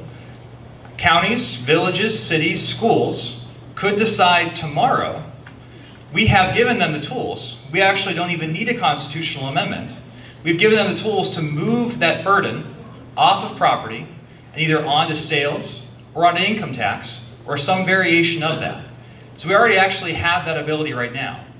Now when it comes to schools, the DeRolf decisions we all know happened many, many years ago. What those actually said, not that property tax itself was unconstitutional. Back during that time, we relied majority on property taxes for schools. And so how they actually viewed it was that depending on what student went to what district, you were getting a much worse education if you were in a poorer area because only the property taxes could support it.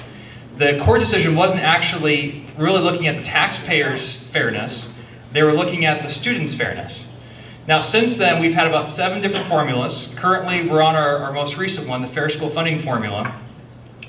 We as a legislature, you as taxpayers, for your sales and your income tax, every 2 years has given almost $1.5 billion more to our public school systems than in the previous year. We as a state contribute from our sales and our income tax over $15 billion to public schools. We as property owners contribute several $billion less than that. So we do have a majority funded through our sales and our income tax. Schools are able to shift some of that, reduce their property tax, either have an income tax or decrease their tax rate as many other schools have done. But if you all hear that we are defunding public education at the state level, that is simply not true.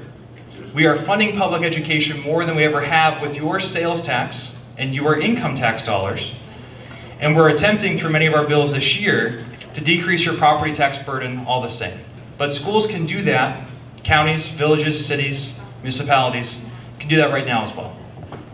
May I have 1 moment? I have had the chance to speak with some of the schools in our district. And it is true that depending on your location or what district you're in or your property tax funding, some of our schools do feel the burden of being defunded in the governor's proposed budget. This is, there are many factors that are contributing to this understanding. However, the most recent governor's budget has fully funded the Cup-Patterson Fair School Funding Formula. They have fully funded the final phase of that funding program. So the only issue now that the schools have informed me, and I have some really great Board of Education members here I know that I've spoken with, the only issue now is that some of those inputs that they're requesting for additional funding have not been included in the governor's allocations. So that's where we're at, and we're in negotiation. And if they were, they'd be next to 1.5 billion. That'd be an extra $1.5 billion that we'd be giving in addition to everything from the property tax side, in addition to everything we've already done over the past several years. So as was said earlier, we have a spending problem in our local government, largely our schools, frankly. And we've all come to rely on that, so it's hard to take that away. It's a negotiation. We also have state programs that are not funded by the state, but they're mandated by the state, and we only get partial payments on. Explain that to everybody. If you would allow me to come to you, you have a question, let me come to you, raise your hand. We do have a line of other people. Thank you.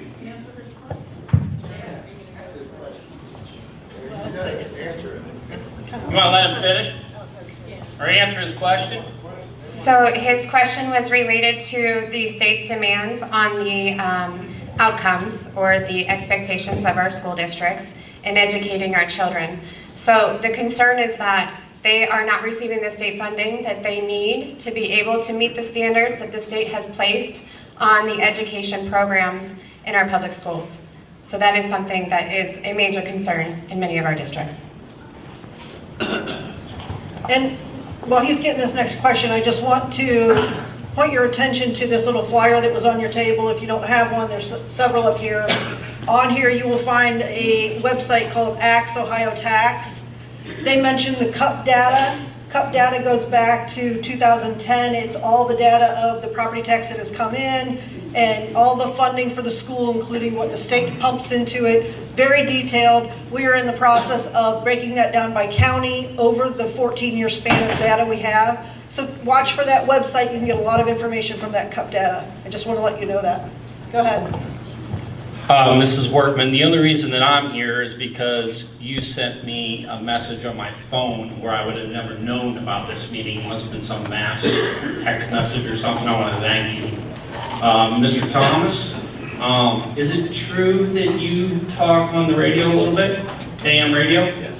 WKBN? Yep, I've heard you several times. The guy's working hard for everybody here. I don't know, I was surprised to see him here. I didn't pay you for that, so that's good. Well, hey, you speak the truth, and I can appreciate it. My question is for the treasurer and the auditor. You guys are here clearly to field some questions, evidently, and it appears that you're an advocate to help the public here in Portage County.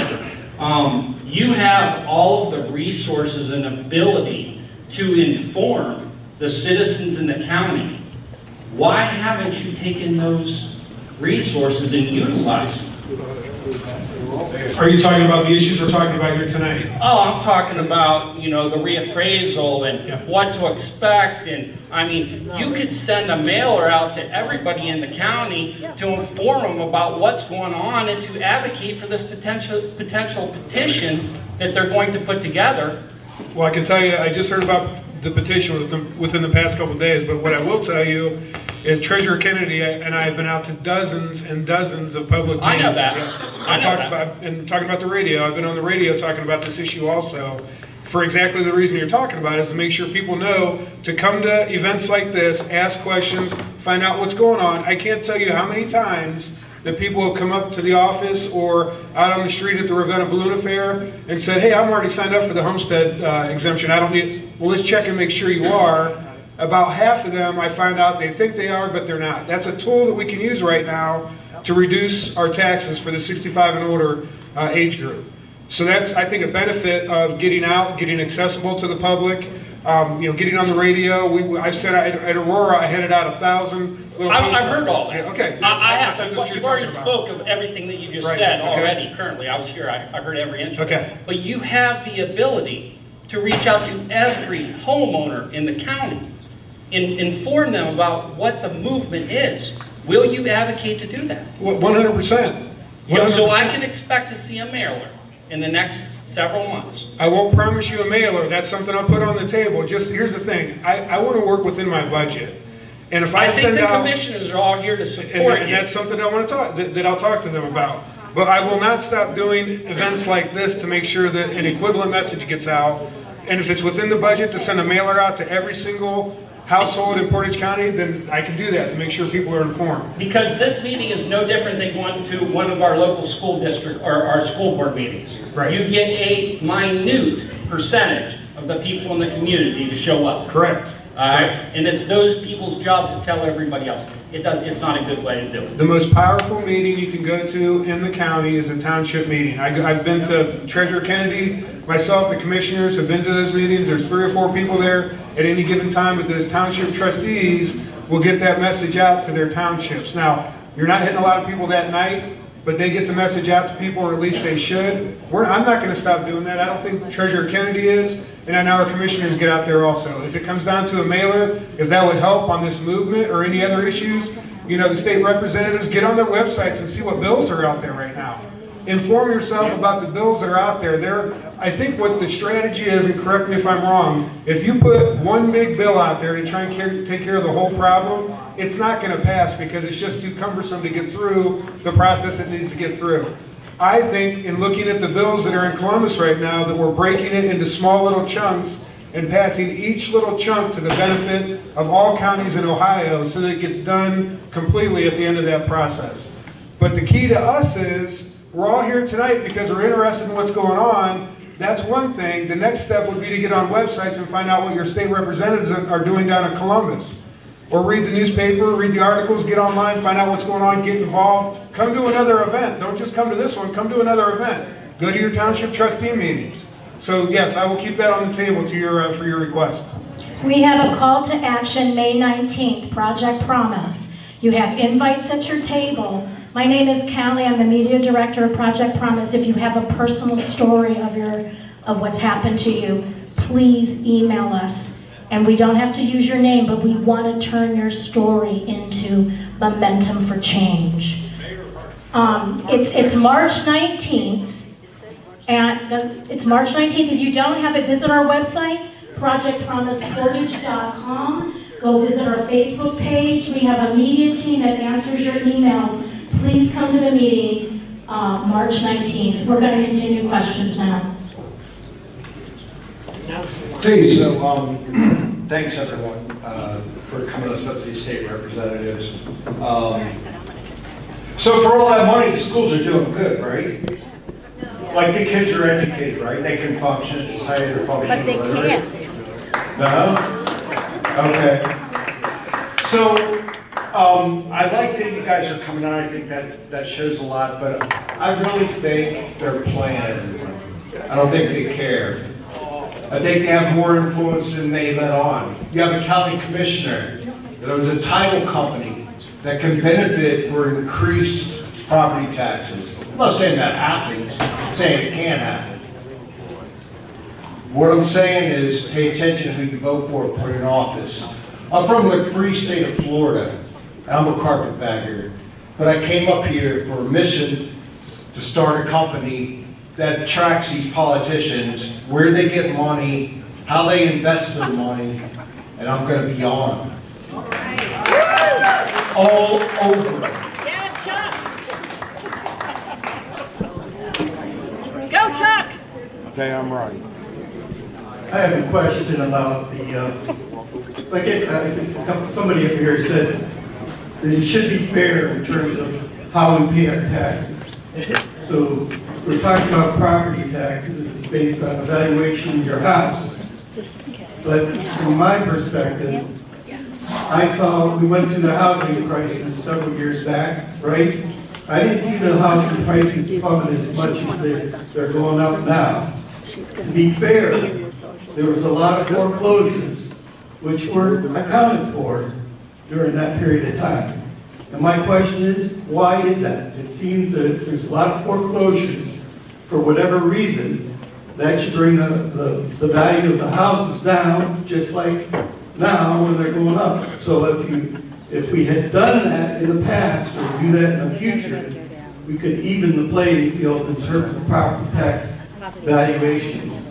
They're criminals. They're all criminals. Every one of them. Arms length sales, same thing. They're not accounted for. So the auditors, the people doing the valuation are not allowed to take those into account. I don't think they're allowed to take them into account now or in the future. Can we change that? Yeah, so actually just this afternoon, we had a meeting with the Department of Taxation, County Auditors Association, and a handful of state reps. We introduced a bill called Flip the Script, which is essentially currently the State Department of Taxation has all of the authority, has really the full grasp of what values are. And of course, you don't want Columbus doing more than what we should be doing. You should be relying on your local great leaders to be able to decide and to see where actually the values and the market's moving. That bill has a lot of support. We're going to have first testimony ideally next Wednesday in the House. I think it's going to be moving very quickly. But to your question about foreclosures, at least in my county of Ashtabula, that was before I was auditor. I looked back at the values prior, 2008, and the 2011 update too. We did decrease quite a bit in our values during that period. So we'd have to look more specifically at what properties you're looking at. But I know that back then, during the Great Recession, we did decrease values. Obviously, right now, we're increasing in values. And this is something I'm warning my fellow colleagues about right now. We just had to update in 2023 in Ashtabula County. Values moved quite heavily. Then in 2024, because all the sales go through the auditor's office, I would look and see what the property sold for versus what was our old value. And on average, that higher sale price was about 20%. And so I'm telling our colleagues, this issue isn't going away, and you all are seeing that right now. It's actually going to get much, much worse. And that's another reason we're taking action, and we're going to be taking action this year to answer your question. Yeah, well, arm's length sales that are below market value, or at least according to the tax property records, are not considered valid sales, at least in Portage County. And I think that that's irresponsible for the auditors not to take those into account, because that's a fair. I had a house that I bought, and they wanted to tax me at a value they thought the house was worth rather than what I bought it for. So how's that? Typically, the process, the bottom 10% is kind of thrown out when we're looking at total values, and then the top 10% are thrown out for whatever sales occurred. Now, for your specific property, more than likely, if you bought a foreclosure, your condition is going to be lower, your quality of the actual structure is going to be lower, so there should be some value changes, but would have to see that specific example. Typically, foreclosures depends on how they happen, what type of sale there is. Is it an auction? Is it just a drive-by? Is it cash, that type of thing? But every property sale is going to be a tad bit different when it comes to foreclosures, so it's a tad bit difficult to get to. Hi, I'm a little further south here. I'm Carroll County, so about an hour away. Want to see what you guys are doing. I appreciate the state people here and also the county people. I think you guys have done a wonderful job tonight. My question is, I was 5 to 10 years old when the Ohio lottery started. That was supposed to fund the schools. So, what I want to know is what is the percentage, because they pay income tax on that payment. Is 100% that go to the school, or is it just a small percentage? Yeah.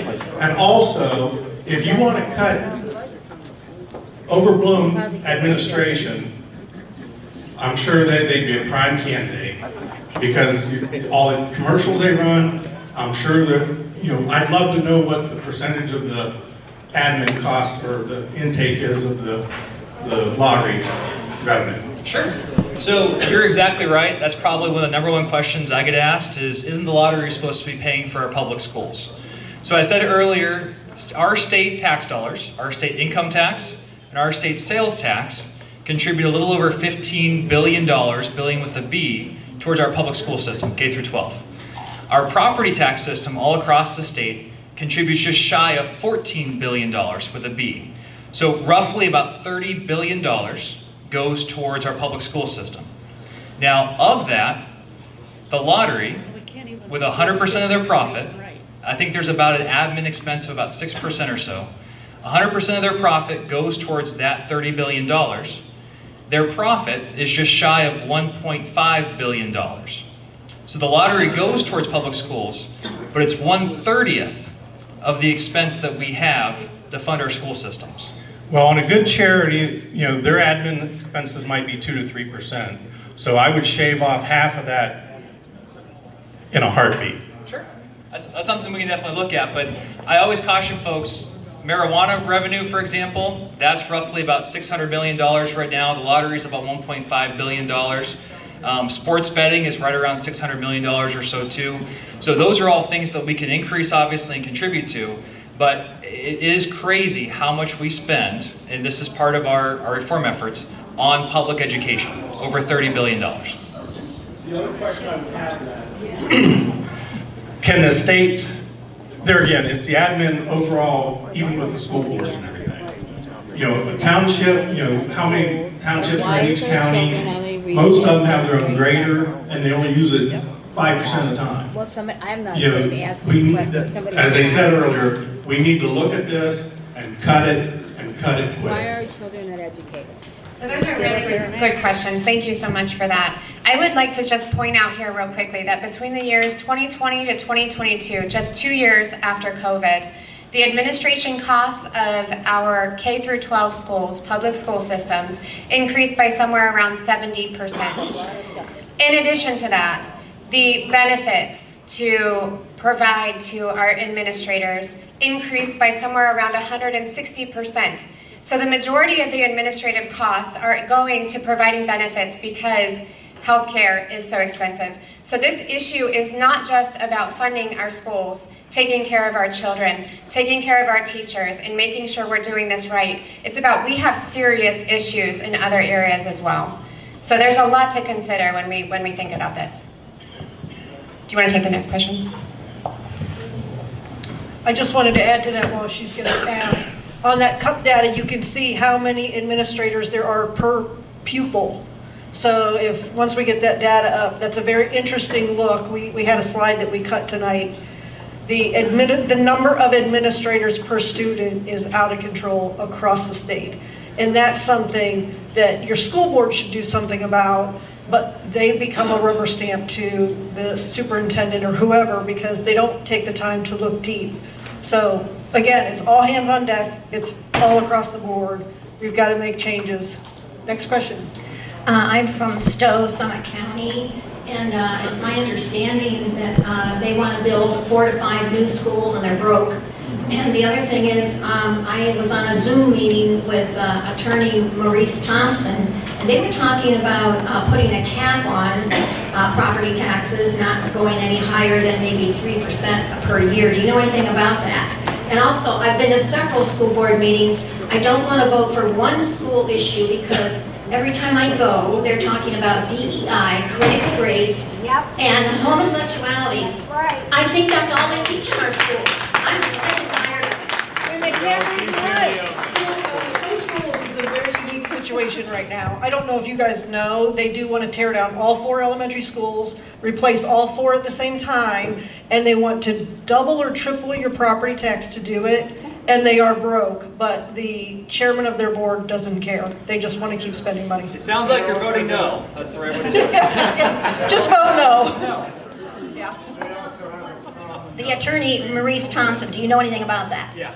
So there are a good number of constitutional amendments that are floating around right now. That's one of them. What you all are talking about tonight is another one. There's always positives and negatives to each kind of idea. Like I said earlier, though, I always caution putting things in our Constitution. This is one of the reasons I supported issue, what was that, 2 years ago or 2 years ago, about increasing the threshold to 60%. Once it's in the Constitution, half of our battle with property taxes is navigating around all the different issues in the Constitution that we have to do. The 3% cap is an interesting idea. There's some good with that. Obviously, it wouldn't increase over 3%. Couple downsides to that: there'd be no incentive not to vote for levies because you're going to increase anyway. It'd be proportional, and so essentially your schools would be getting a big chunk of that increase. If your local township needs a fire truck or you want to vote for a road levy, they'll get their money at some point, but it'll always be much less. So, but at the same point, you're able to cap, you're not going to have those increases. Our goal with legislation is to greatly decrease the amount of unvoted levies that are increasing your property taxes. There's voted levies, and there's unvoted levies. So if we can actually lower those spikes, which goes with the 20 mil floor, which goes with inside millage and a couple other pieces, that's where we're targeting, so that ideally your taxes will increase if you vote for a levy. And you will barely see something if you don't vote for a levy. That should be how it is. Or anything at all. I apologize for speaking out of turn before, but I do have the microphone now. When we're talking about state funding, as far as the schools are concerned, you kind of indicated that it's a problem from an educational standpoint. I'm talking specifically about, for example, we had to institute a new reading program. The state paid for training of those teachers. They didn't pay for any textbooks. They didn't pay for any supplies for that, but they mandated that system. So it was up to the school system to offset that. That's just one of many programs that the state has implemented that we have to then fund because of the state implementations. I don't know if that's something that you're aware of, or... Unfunded mandates are a problem in the United States as a whole. Well, everything. I'm speaking specifically about the school board and about taxes. How many, do we have any school board members here? I'm a school board member too at Southeast. The Fair Funding Act that you're talking about cut $500,000 a year for the next 2 years at Southeast. That little munchkin that's in Columbus that you guys talk to occasionally, he's the one behind the Fair Funding Act. And that act is neither fair nor is it funding anything as far as we're concerned. The other thing, that the homestead exemption, and I respect you guys, I voted for most of you guys, some of you because you're not in the county here, so. But part of the problem is with the homestead exemption is that it's such a small percentage, and I guess what I would say to you guys is don't lose sight of the ball with the homestead exemption. That homestead exemption, even if they double that, isn't going to really significantly help you. That's a small percentage of what your property tax is. The other thing that I want to mention to you, and I don't know if it's a question or not, but I served on I'm 70 years old. I served on the school board in 1977 in Nardonia Hills. One of the main issues in 1977 was property tax. In 50-some years, the state legislature hasn't done anything to resolve that situation. And that's part of the problem with both of the state representatives that we have here. I commend you for being here. I love the fact that you guys are here and the rest of them aren't and don't show up for those things. But the problem is that we're going to rely on state representatives to do this as far as the funding is concerned. It ain't going to work. The only thing that I see after 50-some years of hearing about this is that a constitutional amendment to get rid of property taxes is a way of funding schools. Now, I haven't looked in detail at your proposal, but I'm sure that's something that can be worked out and it's something that can happen. Finally, the last point I'd like to make is that you are the people here that we need on school boards. I can't tell you how many votes I've lost 4-1, 4-2. You guys, in fact, this Saturday, 10 o'clock at the Republican Party headquarters, I will be there. If anybody here is interested in running for school board, meet me at the Republican headquarters at 10 o'clock Saturday, and we can talk about it. Thank you. Thank you for that comment. It is much appreciated. And I have to say that I was kindly invited to join a Board of Education meeting at Southeast Schools, and I was informed firsthand the struggles that they have with their funding and the governor's Fair School Funding program. So I certainly take that into consideration when I go and work for you in Columbus. However, I do want to say, although I am a freshman, I am doing everything I can to fight on this issue. So there needs to be credit given where credit is due. I'm going to fight for you. Representative Thomas is fighting for you. A third of the legislature turned over and they're freshmen, and many of them are going to fight for you. This is an issue that resonates across both sides of the aisle. So I will say that again. We can come together on this. This is a nonpartisan issue, and we are fighting to do what is best, including taking care of our youth in the schools, and we will do that to the best of our ability. But we have to balance the budget, and that's a big part of this as well. Thank you for your comments, and thank you for the invitation.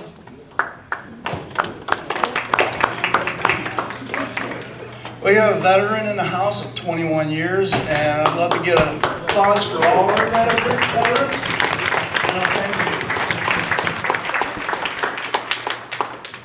Well, I just want to say that make a statement really, and then perhaps ask a question here. But if there's somebody in this group and your people that you have working for you under you, how many senior citizens have already lost their home? within 3 to 5 years. How many? That will give you something to put in the kitty to say, we need to change this. 11 million people in the state of Ohio, a little plus, a little more than 11 million. So, how many? 1 million? 2 million? Some of them sleeping under a bridge. I'm coming up on 80 years old this summer. I don't want to lose my home, you know, just because of taxes. We never own it. So, their homes may go up for the sheriff's sale or something. I don't want to be in that boat. So, if you could find out and put it out somewhere, put it to the whole house. We've had that many senior citizens lose their homes. Where are they? Where are they today? Thank you. Here to ask a question.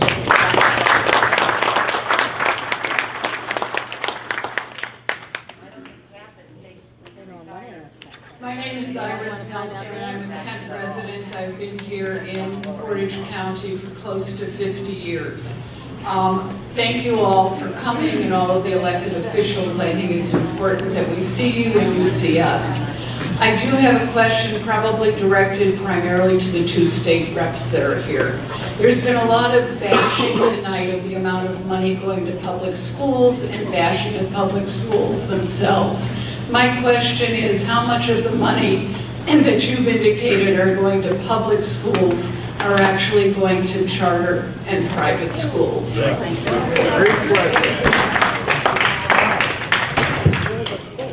Sure. So of the $15 billion that I mentioned, that is the public school portion. Now, Ohio believes, and I firmly believe this, I won't speak for Representative Workman, Ohio believes that the money that we all pay in our taxes should follow the student. That what's in the best interest of the student should be what is their educational choice. So we do have a very strong voucher program here in the state of Ohio. For students where their public school does not meet their need, they're able to have then the option. Our property tax does not follow the student. Our property tax stays with the local school, but our state income and our state sales tax does follow the student. Now, I have a very hard time agreeing with the idea that if there are less students in a school, that school should still be receiving the same amount of money for not educating the less students. So, Passed on to their charter school. It's passed on to their charter. the money follows the student. When the student graduates, the money ends. The money should not still be going to the public school that is not educating the student. Thus, the public school will lose some of that money because they are not educating the student. You do understand, I assume, that most of those who are families that are receiving vouchers for private schools are already attending private schools. And I would say that their tax dollars, which they pay for education, should be following their child, their student, who is getting the best education possible for them.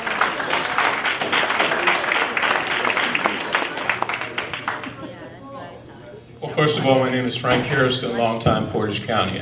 So this is for our state reps, because I've already talked to Mr. Kennedy and Mr. Kelly, and they stole some of my thunder tonight, so I appreciate you listening to me. But folks, we have something down in the state of Ohio called a rainy day fund. And I don't know how many of you know about the rainy day fund, and some of you might know about it. But there's $4 to $5 billion sitting down there. And guess what? They call it a rainy day fund. It's a monsoon on us.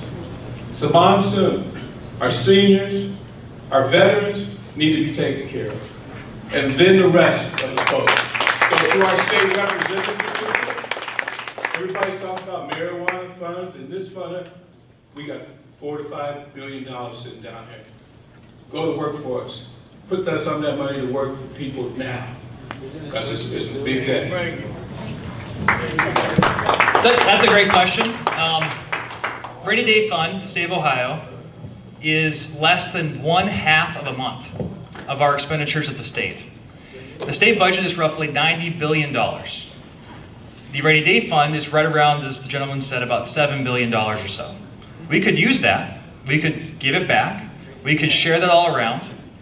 That would not go anywhere. The amount of money, when you look at the actual total property tax, when you look at the total taxes that we all owe, that's kept so that when we do have a strong recession, which we all know at some point we're going to have to, the money in the rainy day fund right now is right about solid. It's right about there. We're not really going to be increasing it. It's kept so that we can continue essential services if the sales tax, if the income tax of the state were to go down. We could deplete it tomorrow. That would be very easy. You would get a very small check. You would then do what you'd like to do with that very small check. But then we wouldn't have the funds there to be able to continue the essential services that you would expect when the money runs out. But to use the rainy day fund right now, we could. You would not really see a difference. I try to be as straightforward, as blunt as people as possible, but that is not a silver bullet, that's not a helpline, that is a trickle for our taxpayers. I disagree with you, but that's not. So I would just like to add a comment here. All of this is still under discussion. Bills are being introduced just now in the General Assembly. This is a process that takes a little while, and I know that nobody wants to hear that, but it is just part of the process. So we are down there advocating for you, prioritizing property tax reform, and working hard to do this right and balance the budget. I will say, throughout the process, we have been able to take a deep dive into the governor's recommendations for the budget, and we have gone so deep that a lot of waste has been discovered. So the intention is to pull that waste out and reallocate it so that we have some real money to provide relief for our citizens and those on fixed incomes in the most dire need, those that are at risk of being displaced. So we are looking at that. I'm hoping we can be successful in that effort, and I'm working every day to do that. In fact, all last week I was working on amendments, so just something to be aware of. Barb Tittle here again. I too have lived in Portage County for over 50 years. I have a practical question for Mr. Kennedy and Mr. Kelly, and I appreciate the fact, it was required, that you sent out the notices last year about the changes in property taxes and what you were going to tax on, and I was able to use that information to take advantage to explain my situation to the informal appeals people. My question, though, is I understand that all of those available appointments for that informal appeals process last fall were taken up, but then, as usual, not everybody attended their appointments. And I wonder, was there any room made for, like, standbys, for people who wanted to be there, couldn't get an appointment, but could have filled in for one of those empties. And yes, this is why these events are so important. We had informal meetings last September to get ahead of what we knew was coming here right now. So we got ahead of a few adjustments in the property values, and we did that in the month of September. As Barb said, there were some people who weren't able to get appointments just because it was such a popular process. We can only take so many appointments in that time period. Again, I'm trying to work on a budget. It does cost money to have those appointments. However, the last couple Saturdays that we had those informal hearings, we had a 50% no-show rate on those, which that might be a good thing because we were continuing to have events and to educate on what the process was. Whatever the reason, that's what happened. Now I'll say September wasn't the only time that you could provide information to appeal the value of your parcel. You can do that right now through March 31st. That's what somebody said earlier. Right now, the Board of Revision period is going on to where you can file a Form DTE1. You can get that from my office. Email me. I'll send it to you. They said they're right over there on that table. You got to fill it out. It's very easy to fill out. If you have any questions about it, again, call my office. We'll walk you through it. Turn that into our office, and you will get a hearing with the Board of Revision where you can appeal the value of your home. So that's not okay. The downside of that was that you still had to pay the increased amount and then try to get it changed if you could show that it was not reasonable. Right. If there is an adjustment, you'll get a refund or... Well, yeah, if you had the money to pay it in the first place without being in default. It's not. But I do appreciate you and Mr. Kennedy listening. I've talked to Mr. Kennedy a couple of times, but I do appreciate you listening. And I appreciate your views I've seen in the newspaper. Thank you, Barb. I do have people lined up. I know if you're at a table not able to make it over here, I will make it to you. Just put your arm up. Anybody else have a question? Yeah, absolutely. Go say it. Thank you guys for being here. Well, you made a lot of friends when you made your I hope so. People were like, My question see that gentleman in the red coat? That's the one that emailed me. It's been a very huge pressure, of course, yesterday, the whole tax thing for the schools and whatnot. And personally, been called a redneck Nazi for not passing our bills for our public school systems and stuff. Because, you know, we got mouths to feed too. I don't know if everybody knows, but you know, doctors, large animal vets, and such, you know, we've been on, farmers have been in the top 5 for suicide rate. As we know, we feed this world, and is there ever going to be something here in the future to help us as far as taxes? Because you know, first of all, we're losing our tillable grounds. This new generation is selling off their inheritance, and we suffer because we rely on those properties. We can't afford to buy. We can't afford to go out and buy to keep our livelihood going and to feed the world, and so on. So my question is there anything there that's going to be able to help us farmers and us small business as well, to help us keep going, because they're committing suicide. It's an issue. And I'd like to tag on to that, if there's something to do for the farmers, but also the idea of China buying up our farmland and large plots of land. So who's taking it? So on that second one, House Bill 1 would prevent foreign adversaries from buying land. That is a very important one. That doesn't help you though. My grandparents are cattle farmers, grew up in 4-H. CAUV is very big in Ashtabula County, just like it is here in Portage. We do that. Yep, that's good. So just had breakfast yesterday with the Ag Director and Department of Agriculture. CAUV is a tough one because the current savings that farmers receive from CAUV is anywhere between 85 to 95%. And I know the Farm Bureau is very hesitant to open up the formula and open up the savings program because of just how large of a savings it currently is. We as a legislature can tinker a little bit with the formula. Most of that is fairly set by the Constitution when we passed CAUV back in the 70s as well. I've talked with the Farm Bureau about uniformity in terms of how we apply CAUV, making it a little bit more easier, and also applying it a little bit better to actual structures. If you're a chicken farmer, you're not really getting savings from CAUV. No. If you're a grain farmer, you're using a lot more land, you're able to get savings from CAUV. So that's something, Farm Bureau was just in my office last week. That's something we're looking at for this year to be effective for next year. I hear you. I don't know with the current formula for CAUV and what that looks like outside of a total exemption. And unfortunately, as you know, your savings, which I think everyone here would support, your savings is shared by the other folks in your taxing district. And how we apply that also is not fair to you or, frankly, fair to the other folks in the taxing district either. So CAUV is something to look at, expand, and trust me, we are working on it. Okay, thank you.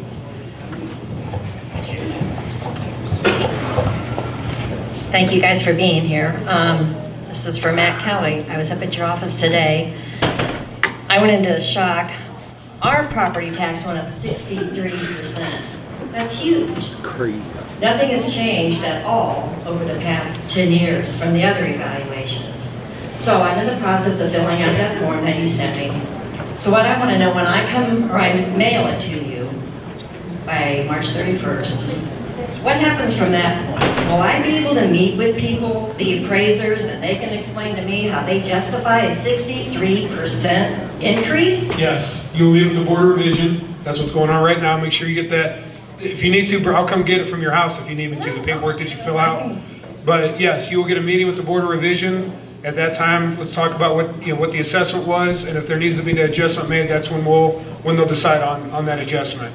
63%, the average in Portage County was 32.8%. I know, 63 is insane. 63 is a lot, I get that. So let's take a look at it. There's been a lot of adjustments made on the values for people that have done the appeal process, either in the informal hearings or I anticipate here in the Board of Revision process. So it's not a waste of time. I've seen that on Facebook where it's just a waste of time. No, it is a good process to go through. It's not great, but it's the tool we have now to walk through. So please fill that paperwork out. Let's talk about it. And I will be able to speak with someone personally about this. Yes. And really, today I got a copy of all the records that you guys have for our property. Okay. 90% of it's incorrect.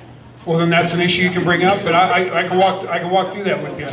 One other thing about our website I want to say is that, along kind of the same lines, but as far as transparency goes, there's an option to get on there for tax estimator, and we keep that current based on what the levies are in your taxing district.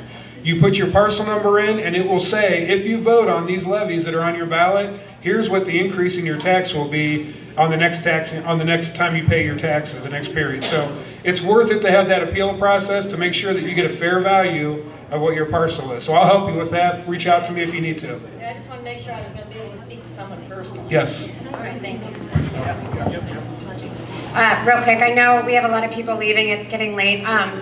We are happy to stay and take any questions that you have, but I do want to give credit to our county auditor, Matt Kelly, and our treasurer, John Kennedy, who have taken such good care of these issues. Listen, just to put it in perspective, we have some counties whose county auditors have not even sent out notices.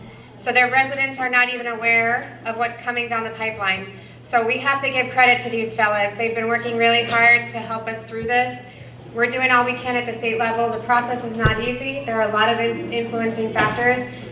But I swear to you, I am going to fight for you, and I'm going to do the very best I can to help resolve this issue. So we will stay for questions. I just wanted to make that note before everybody else left. This is more of a statement, I guess, than a question. I think one of the things that really ticks off taxpayers like myself, I don't have children in the school system anymore. My children are in their 40s. Why can't our kids read and write? Why can't they pass proficiency tests properly? Why is China and every other country, what are we, like ranking 40th? Now among all the countries in the world, we're America. Where is this money going? It's a waste of taxpayer money. This is the real frustration coming from someone like myself. And I'm not saying that you have an answer for that, but I am really ticked off that we are so far below other countries in our educational process. With all the money we're spending, we can't even produce students that can read and write properly. I hear you, we hear you. That is why I think so much priority has been placed on the Ed Choice program so that parents have the right to choose the school system that is best for them and for their children. So it's a really delicate balancing act. Thank you so much for that comment.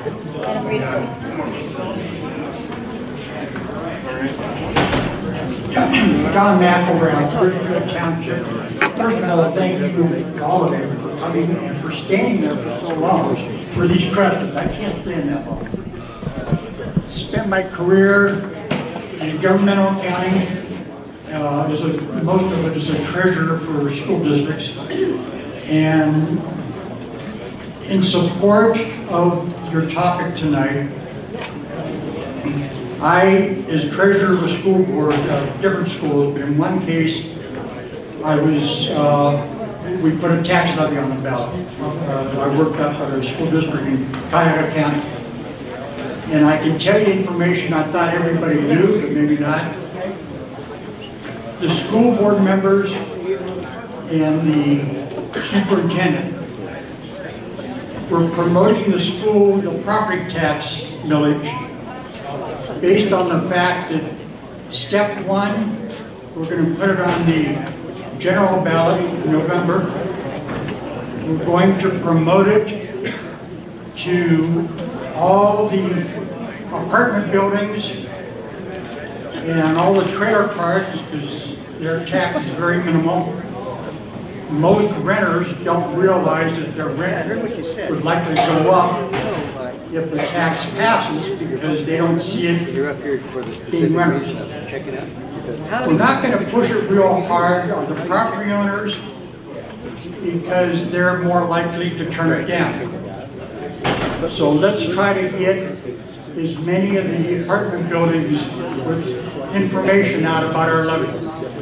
Step two, if it fails in November, then our committee promoted, the school board's going to put it on a special election. We're going to put it on a special election. We're not going to put signs up this time. We don't want everybody knowing about it. But we'll still hit the apartment buildings and the trailer parks, because what few people show up for a special election would be the ones that aren't likely to be paying the property tax. That's the reason why property tax is so wrong. Because the school boards know all voters vote for if you vote in an election. But only the property owners are the ones that are seeing how it affects. I assumed everybody knew that. And one last thing for the gentleman that brought up about the lottery, who said he was 5 years old. I was working at the time. I had communications from the State Department of Education, since I processed all the state foundation money that came in for my school district. And the communications said, now that we have an Ohio lottery, the amount of money, I forget the amount at the time, that is now going to go to schools, yes, it is dedicated, it is earmarked only for schools, just like we promised. Therefore, since schools are now getting, I'll just use a figure, maybe $50 million more now from Ohio Lottery, I had communications saying, therefore we can now reduce, we can deduct $50 million from the state foundation money, because schools are already getting it. So yeah, lottery money was earmarked, but the schools, and my school didn't get any extra money because our state foundation dropped it. Thank you very much for being here. And that property tax, that's the reason it's unfair. Schools don't push it to the property owner, but everybody knows on it. Thank you. Thank you all for coming. Again, you can stop into their websites, give them a call, stop in their office. I want to thank them again. Thank you all for coming. Thank everyone who came and has already left. Check out our website, Project Promise, portage.com. And don't forget, we have a meeting on March 19th. Thank you all.